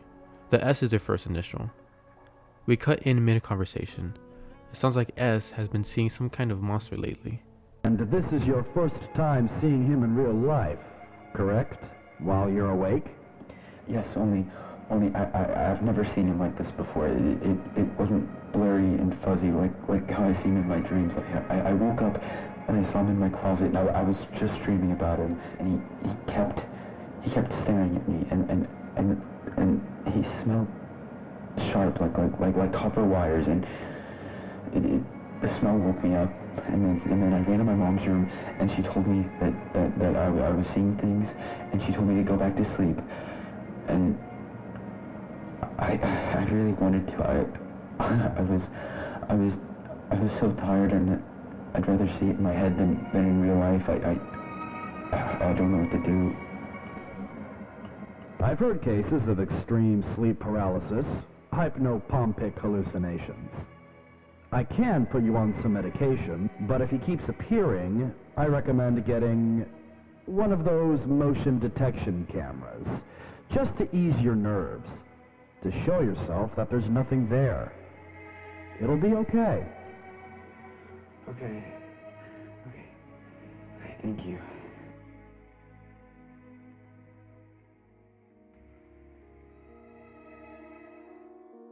The therapist offers medication and to put up cameras to assure him it's just a hallucination. We see S takes the advice and puts up a motion sensor camera, and we see there's 4 captures at 11:44 p.m., 12:19 a.m., 2:05 a.m., and 2:07 a.m., and we see each and every recording.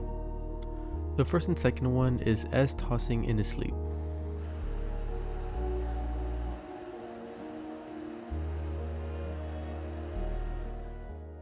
The third one, we see a cat moving towards the door as it slowly opens to his room.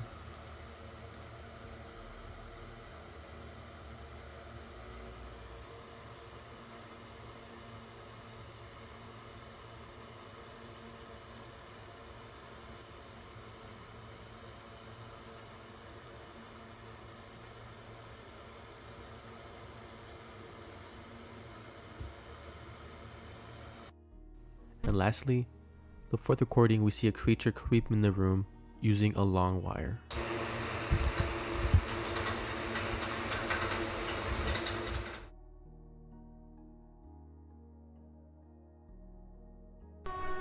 I woke up with wires where my veins once were. It's starting to burst from my skin. My veins are gone. My spit tastes like copper. I'm going back to sleep. When you find me, let me rest alone. He's been infected. The creature has completely transformed S, infecting him with metal and wires. It has been growing to the point where it's protruding out of his body, and he ends up looking like this. 18-year-old Samson Lundy was found dead in his home on April 10th, 2011. 2 police officers claimed they were attacked at the scene of the crime. Police officer Lott stated that he found a camera on Samson's shelf. Lott stated that as he reached for the camera, wires flew out of the closet and slashed his hand. We reviewed the camera footage, and after further investigation, we concluded that it had been tampered with. Samson Lundy was murdered ruthlessly in the comfort of his own home. We are trying our hardest to find whoever did this. All residents living in Lazarus County will be mandated to a 9 p.m. curfew. Sleep safely. Lock all entries to your home. We learned that S's real name is Samson. Police officers locate Samson in his room, dead. We see wires coming out of his mouth and wrapped around him. I assume he's been infected or contaminated by this entity, as his body has been filling up with this metal-like substance to the point where it has been sticking out of his body.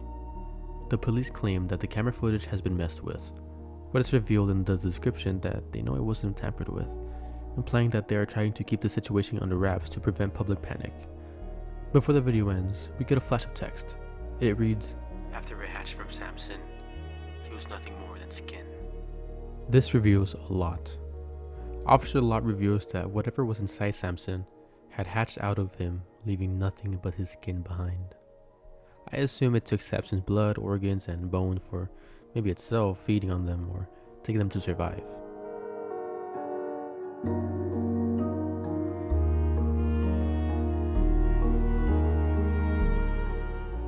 This horror epilogue starts with a view of outside at night through a window. We soon see a wire wriggling across the window. Then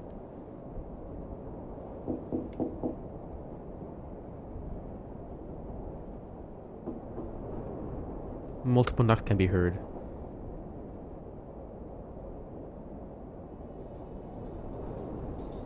And when lightning strikes,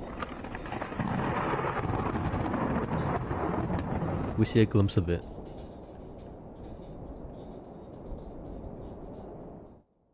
Every mother has a son, even if she does not recognize him. Can a mother forget her nursing child? Can she feel no love for the child she has born? The first part of the epilogue is the entity stalking Samson right before it affects him, like in the first episode. And the scene after that, we get text that kinda tells us what happens to Samson after he's infected. The whole mother and son dynamic tells me that the creature infected Samson and made him reborn into something like it. By burying itself under Samson's skin and blood, he is reborn anew, into a monster. Under skin and blood taps into the fear of not just being killed, but being fundamentally repurposed, of having all of your humanity hollowed out and replaced by something alien. Samson's horrifying transformation from flesh to wire is a powerful reminder that the most terrifying monsters are often the ones that grow from within, leaving behind nothing more than just an empty shell. This theme of grotesque transformation is excellently crafted by Elite, and we'll see if it connects to the other series, Alta Paradisus, in the next video.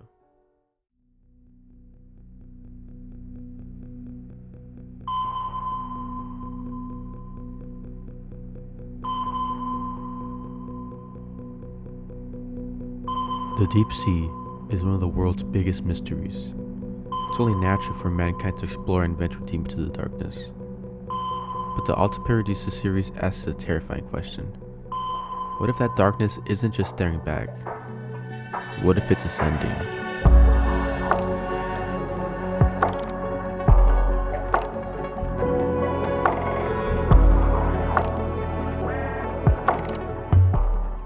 Hello and welcome to the Morbid Archives. My name is Brock, and in today's video we'll be going over a series by Elite. I went over a smaller series of theirs in my other video, Under Skin and Blood.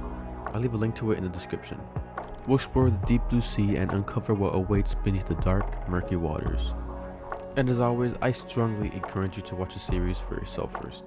The links to Elite's channel and series will be down in the description.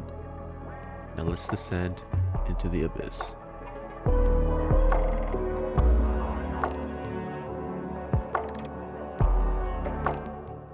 Alta Paradisus begins by grounding its horror in documented 20th century human arrogance. The year is 1949.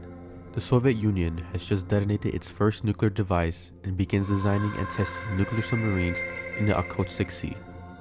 And the price for this haste is paid almost immediately.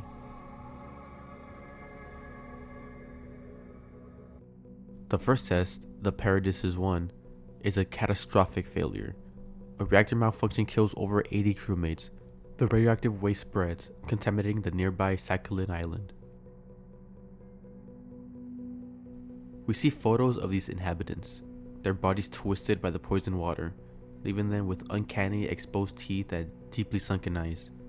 This isn't a monster's attack, it's a man-made atrocity. But the project continues. Paradisus 2 is a success, however, there are still consequences. As it too spreads radiation, this time mutating the local aquatic life into creatures the locals call Atoemusi, or sea swords. Although the locals had all died in a few months, the radiation persisted. The poison had permanently sunk into the environment. This all leads to the third and final vessel, the Paradisus 3. On January 1951, Paradisus 3 is tested to be clean and efficient. However, while navigating through the Kuril Islands, their communication had simply stopped. The Paradisus 3 and all of its crew had vanished. We're left with a brew of radiation, mutated wildlife, and a complete disregard for consequences. The Soviets have effectively poisoned the Okhotsk Sea, creating a deep, dark, radioactive ecosystem. The vanishing of Paradisus 3 is the first real mystery. It's not just a technical failure or an accident. It's the first sign that the darkness, which they so carelessly poisoned, is finally staring back.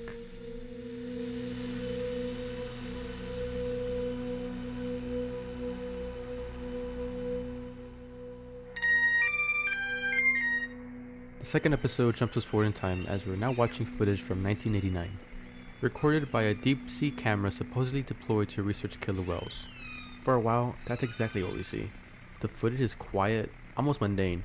Whales and other sea life drift past the lens.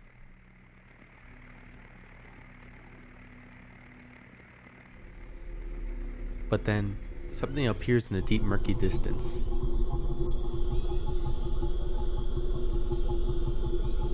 When the image clears, we see it. A massive shadowy form with dozens of tentacle-like appendages. This is obviously not a whale. This is something else entirely. A creature that defies all known biology. But the real lore drop is waiting in the description for us. We're introduced to Alta Paradisus Exploration, or APE for short. A company founded in 1980 by James Crane Hughes and Henry Allen Moore. We learned that James's son, Taysir Hughes, has been running the company since 2013 and has been expanding the company ever since, deploying over 90 cameras, including the Blue Hue camera, which sits at a crushing depth of 1700 meters. That 1989 footage wasn't just some random recording. It was almost certainly an APE project. The killer whale research was just a cover story. They've known about this entity since at least 1989. How else was a creature perfectly in the center of the camera? This wasn't coincidence. They definitely knew. And the new Alta Paradisus isn't just repeating the mistakes of the old one. It's actively hunting the consequences. Taysir Hughes isn't just exploring, he's expanding the search, pushing deeper into the darkness that swallowed the Paradisus 3, and he's doing it with more resources than ever.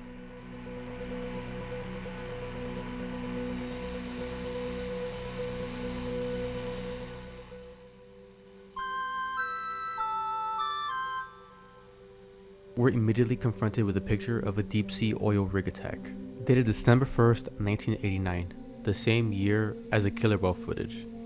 This video tells us about the 89 people on the rig, and only one survived. But the horror isn't the attack itself, it's what happened to the only survivor, a woman named Danny Moore, possibly related to the co-founder Henry Moore. Danny was the only living witness for 3 days, and then, on December 4th, she took her own life. It's a tragic but straightforward story of trauma, until you read the description. We find a cryptic all-caps message signed HM. This is certainly Henry Moore. This is his message. 89 dead and all. Danielle, are you at the bottom of the sea now too? They know what you saw, because I know too. This changes everything. I don't think Danny took her own life. Henry explicitly states that they know what she saw, implying that they wanted Danny gone because she knew too much. And while this cover-up is happening, APE is making a move. The video shows us a photograph of a damaged steel platform with claw marks. But APE responds to the attack not with disappointment, but with opportunity. An opportunity to gain funding to fight and kill this animal. In the last few moments of the video, we see a clear close-up of the creature for the first time, then sinks deep back into the ocean. This episode leaves us with two terrifying realities: the suspicious death of Danny Moore, and a powerful organization doing everything it can to hunt down this creature.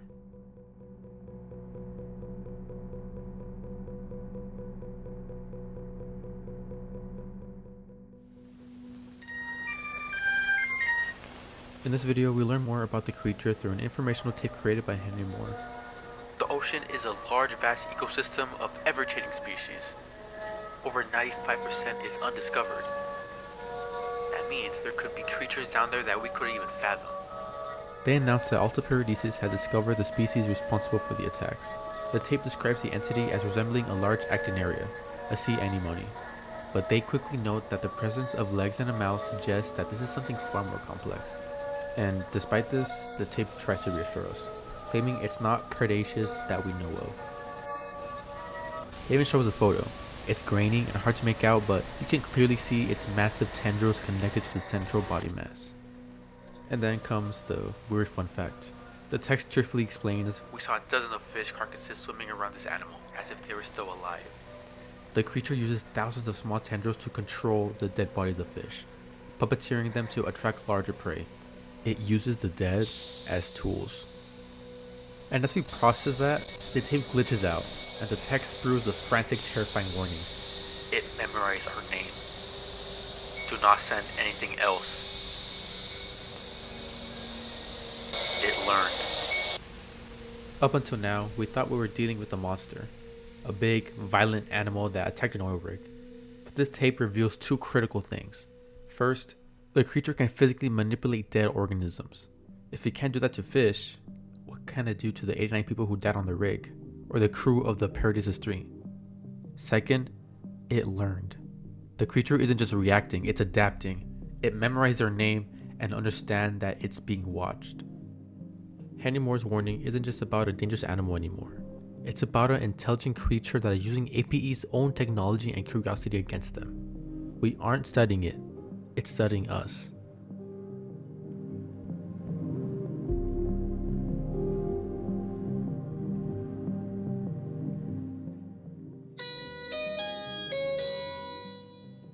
Starting off the video, we're presented with a rough, frantic sketch of the entity.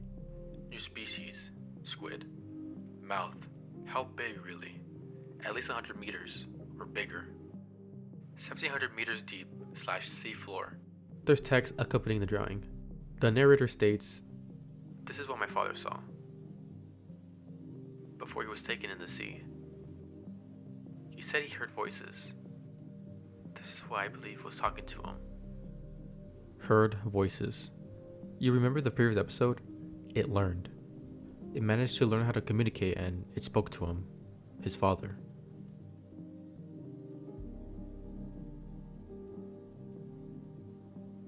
We then see a photograph. Here's what he caught. Since then, he had not been the same. Please help me. So who exactly is this? The sketch is signed in the corner with the initials JCH, James Crane Hughes, the founder of APE.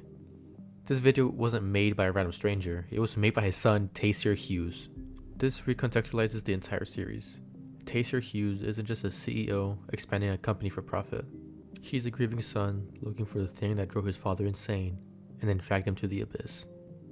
The expansion for APE, the cameras, the obsession with finding and ending this creature, it's all from the grieving son that wants his father back.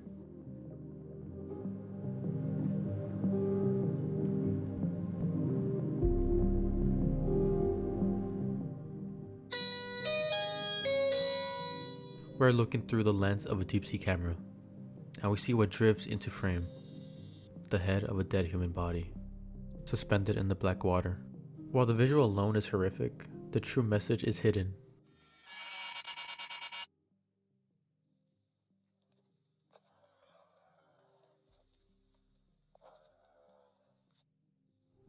Without a doubt, this is James Hughes. Remember what we learned in episode 4? We learned that the entity uses the carcasses of small fish to attract larger predators. It's doing the same exact thing here.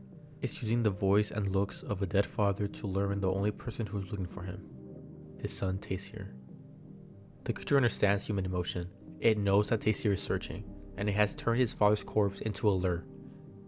This is a trap.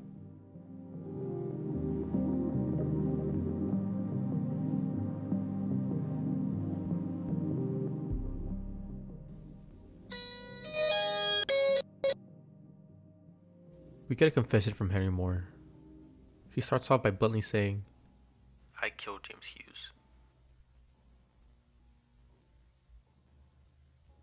He admits to taking James out on a boat, drugging him with rohypnol, and feeding him to the sea.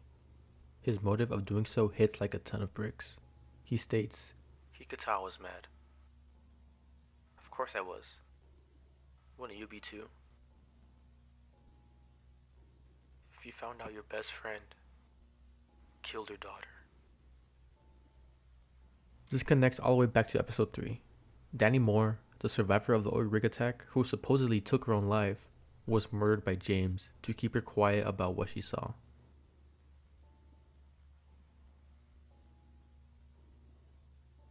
Henry wrapped a poster around James that had the words Alta Paradisus, using his creature's hatred for the company as a beacon to James, leading it to kill him.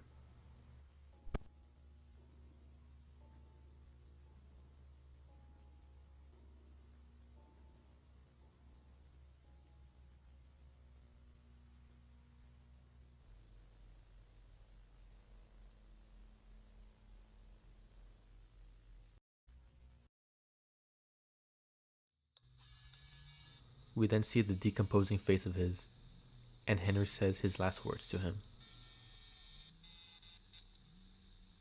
Have fun down there, James.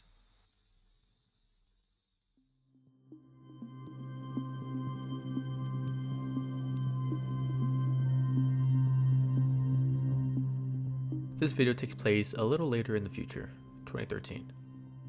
APE talks about the importance of keeping this creature under wraps from the public. We first get a map of the increasing documented sightings of the large actin area over the past years. The creature isn't hiding in the abyss anymore, it's intruding on the Alaskan coast. Tech reveals APE's new priority. While they claim they want to keep citizens safe from ship accidents, their true goal is explicit: confidentiality. They admit that pictures are surfacing on internet forums. People are seeing it. The masquerade is breaking. But then, the corporate tone turns menacing. APE states, "Since finding the former posts, the users have been dealt with, and the posts have been taken down." Dealt with. APE is confirming that they are actively silencing and likely harming civilians to keep this video a secret. For the first 7 episodes, the horror was contained. It was on a sub, on a rig, or between 2 men on a boat. But now, the containment has failed. The creature is too big and too bold to hide. APE has 2 choices: revealing this identity and declaring its existence to the world, or to hide it from the public and making any outsider who knows about it disappear. And it's pretty clear that they chose the latter.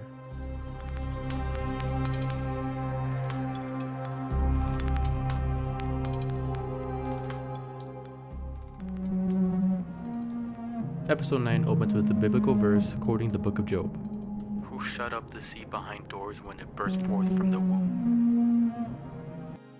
We then cut to a dark piece of footage, a recording of a TV screen in a dark room. The media has finally caught on.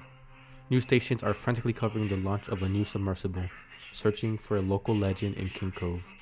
They've dubbed the entity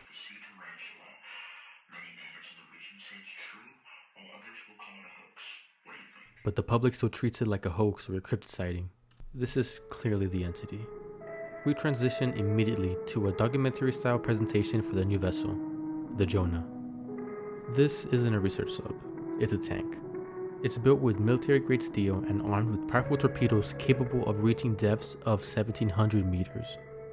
APE isn't pretending to explore anymore. The presentation states their goal plainly: "We're finally gonna kill it." We transition to a black screen with some text. APE admits they have been attempting to communicate with the rotting corpse of Jane Hughes.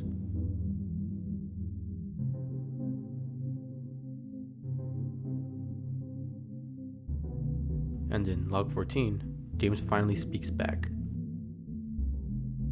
We watch said log, titled James Hughes Video Log number 14.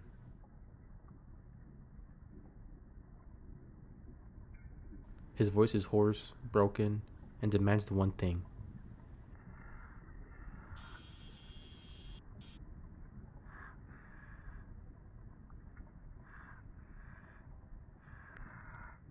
the creature, assimilating James's memories, is calling out for his killer Henry.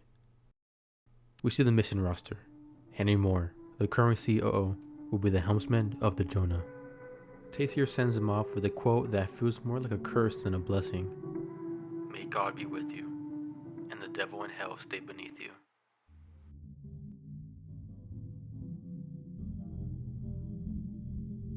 We're shown the JCH Trench, named after James Crane Hughes.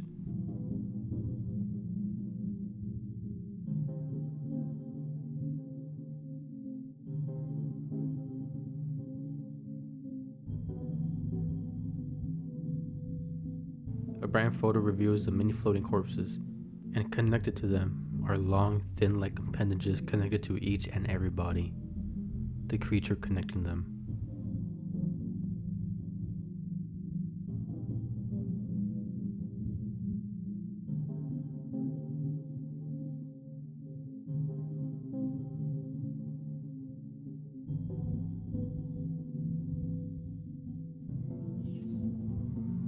The video ends with one final biblical warning. I will come and strike the land with a curse. And then a simple chilling message from Taysir to his father's murderer. Goodbye, Henry.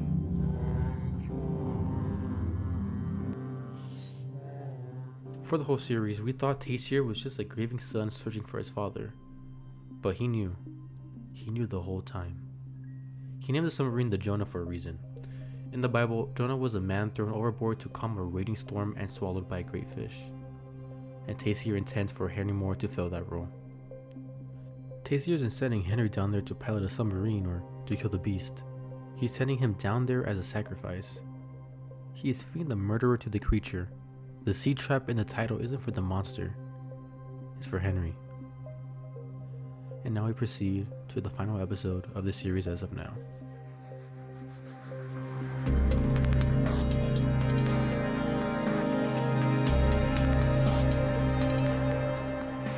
The video starts off with an explosion of digital media outrage.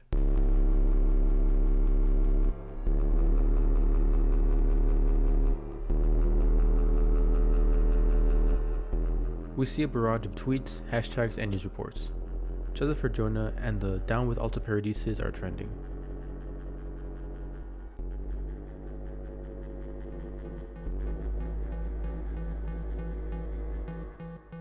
Day-to-day news reports that debris from the Jonah has been found in the Gulf of Alaska.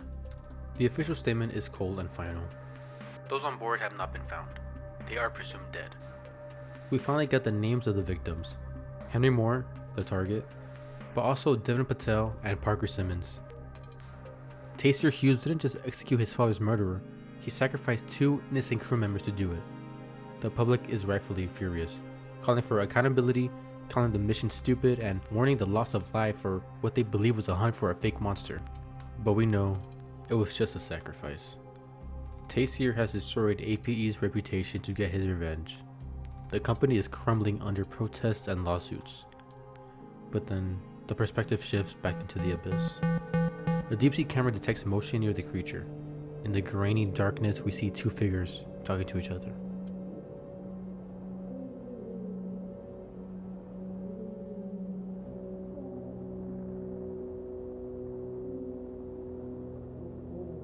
It's a despairing reunion between a father and a daughter.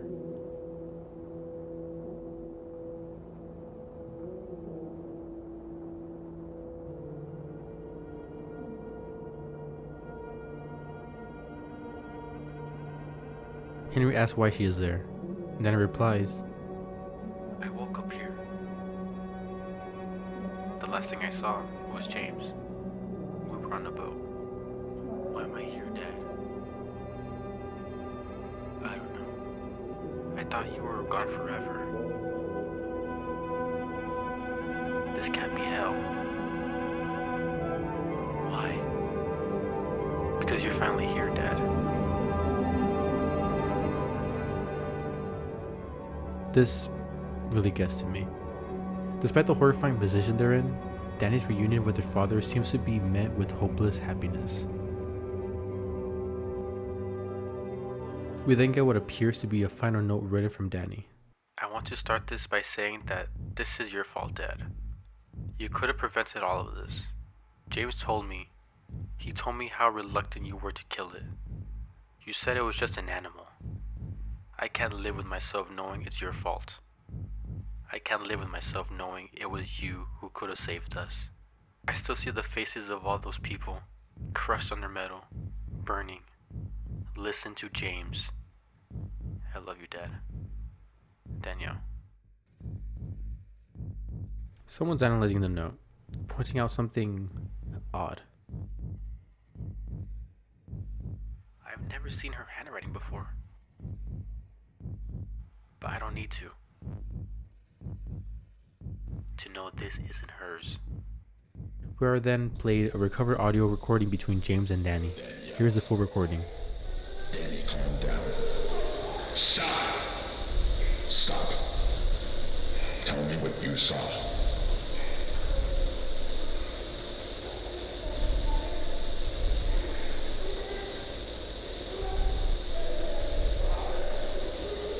Do you really not know what attacked you? Well, I swear your dad would have told you. I'm sorry, Danny. Maybe if your father cared, he would have tried to kill it. I had plans to kill what attacked you. It's something we found a few months ago. I wanted to make the submarine, I wanted to kill it, but your father shut the idea down. And let the whole world know? It'd be like finding out Godzilla is real or something. Danny, I know it's selfish, but come on. We can do this ourselves. I know we can. I'm already doing it myself. I need your father to be on board with the Jonah, but he's stubborn. Because of me. Because I want to kill it. And keep billions from freaking out. Your father wants to keep it a secret too. We both do. He just doesn't want to do anything about it. I'm the monster, and your father isn't. If he did something, all of those researchers at the rig, they would be alive. We didn't put all the money into repurposing their rig for nothing. Well, how do I know you're not going to tell anyone if I let you out? If you tell anyone, Danny, I think we'd have to do something about you. You know that, right? In the recording, James is aggressive. He screams at Danny. He admits, I had plans to kill or attack you. I wanted to make the submarine. I wanted to kill it, but your father shut the idea down. James reveals that Henry was the one trying to stop the madness. Henry just saw an animal. James saw a monster he wanted to destroy to keep the public calm. When Danny calls James a monster, he snaps. He threatens her. The recording ends, and we are brought back to the note. Look at the handwriting. The writing of the U's, the I's, the A's, it's everything. It's the same.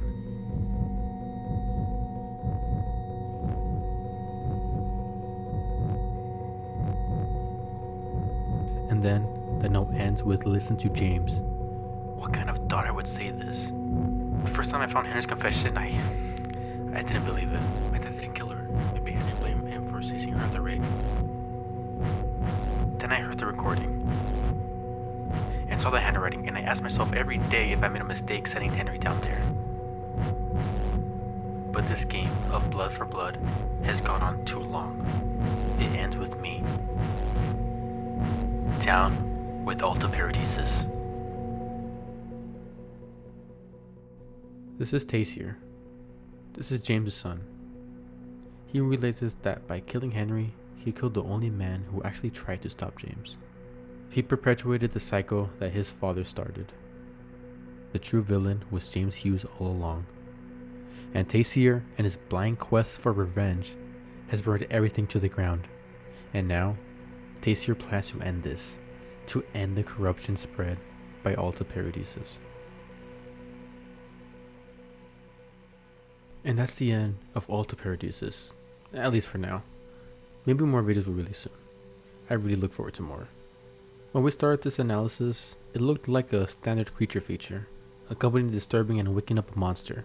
But looking back at the full picture, we realized that the Actinaria, the huge necrotic creature, was never the true antagonist. It was just a weapon. The true horror of the series is the human tragedy that fueled it. Let's look at the timeline one last time. It started with James Hughes, a man so obsessed with protecting the secret of the creature that he murdered his partner's daughter, Danny, just to keep her quiet. Then it shifts to Henry Moore, a grieving father who didn't care about the company or the money. He just wanted revenge. He drugged James and fed him to the beast, branding him the company's name to ensure the creature knew who he was. And finally, it ended with Trespassing Hughes. Trespassing spent his entire life and the entire budget of APE believing he was a hero on a rescue mission. He thought he was saving his father's legacy, but instead, he became the final pawn in a game he didn't understand.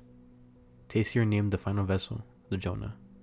Trespassing cast Henry Moore down into the deep, believing Henry was a sinner who needed to be sacrificed to calm the storm and avenge James. But the tragedy of Alta Paradisus is that Trespassing got the story backwards. Henry wasn't the sinner fleeing judgment, He was the only one who had actually exacted justice. By feeding Henry to the beast, Tessier didn't save the ship, he sank it. He destroyed the lives of Parker Simmons, Devin Patel, and Henry Moore, all for a lie created by his father. In the end, everyone lost. James was eaten, Henry was sacrificed, Daniel was silenced, and now Tessier is left alone in the wreckage of a ruined company, ready to put an end to all this, once and for all.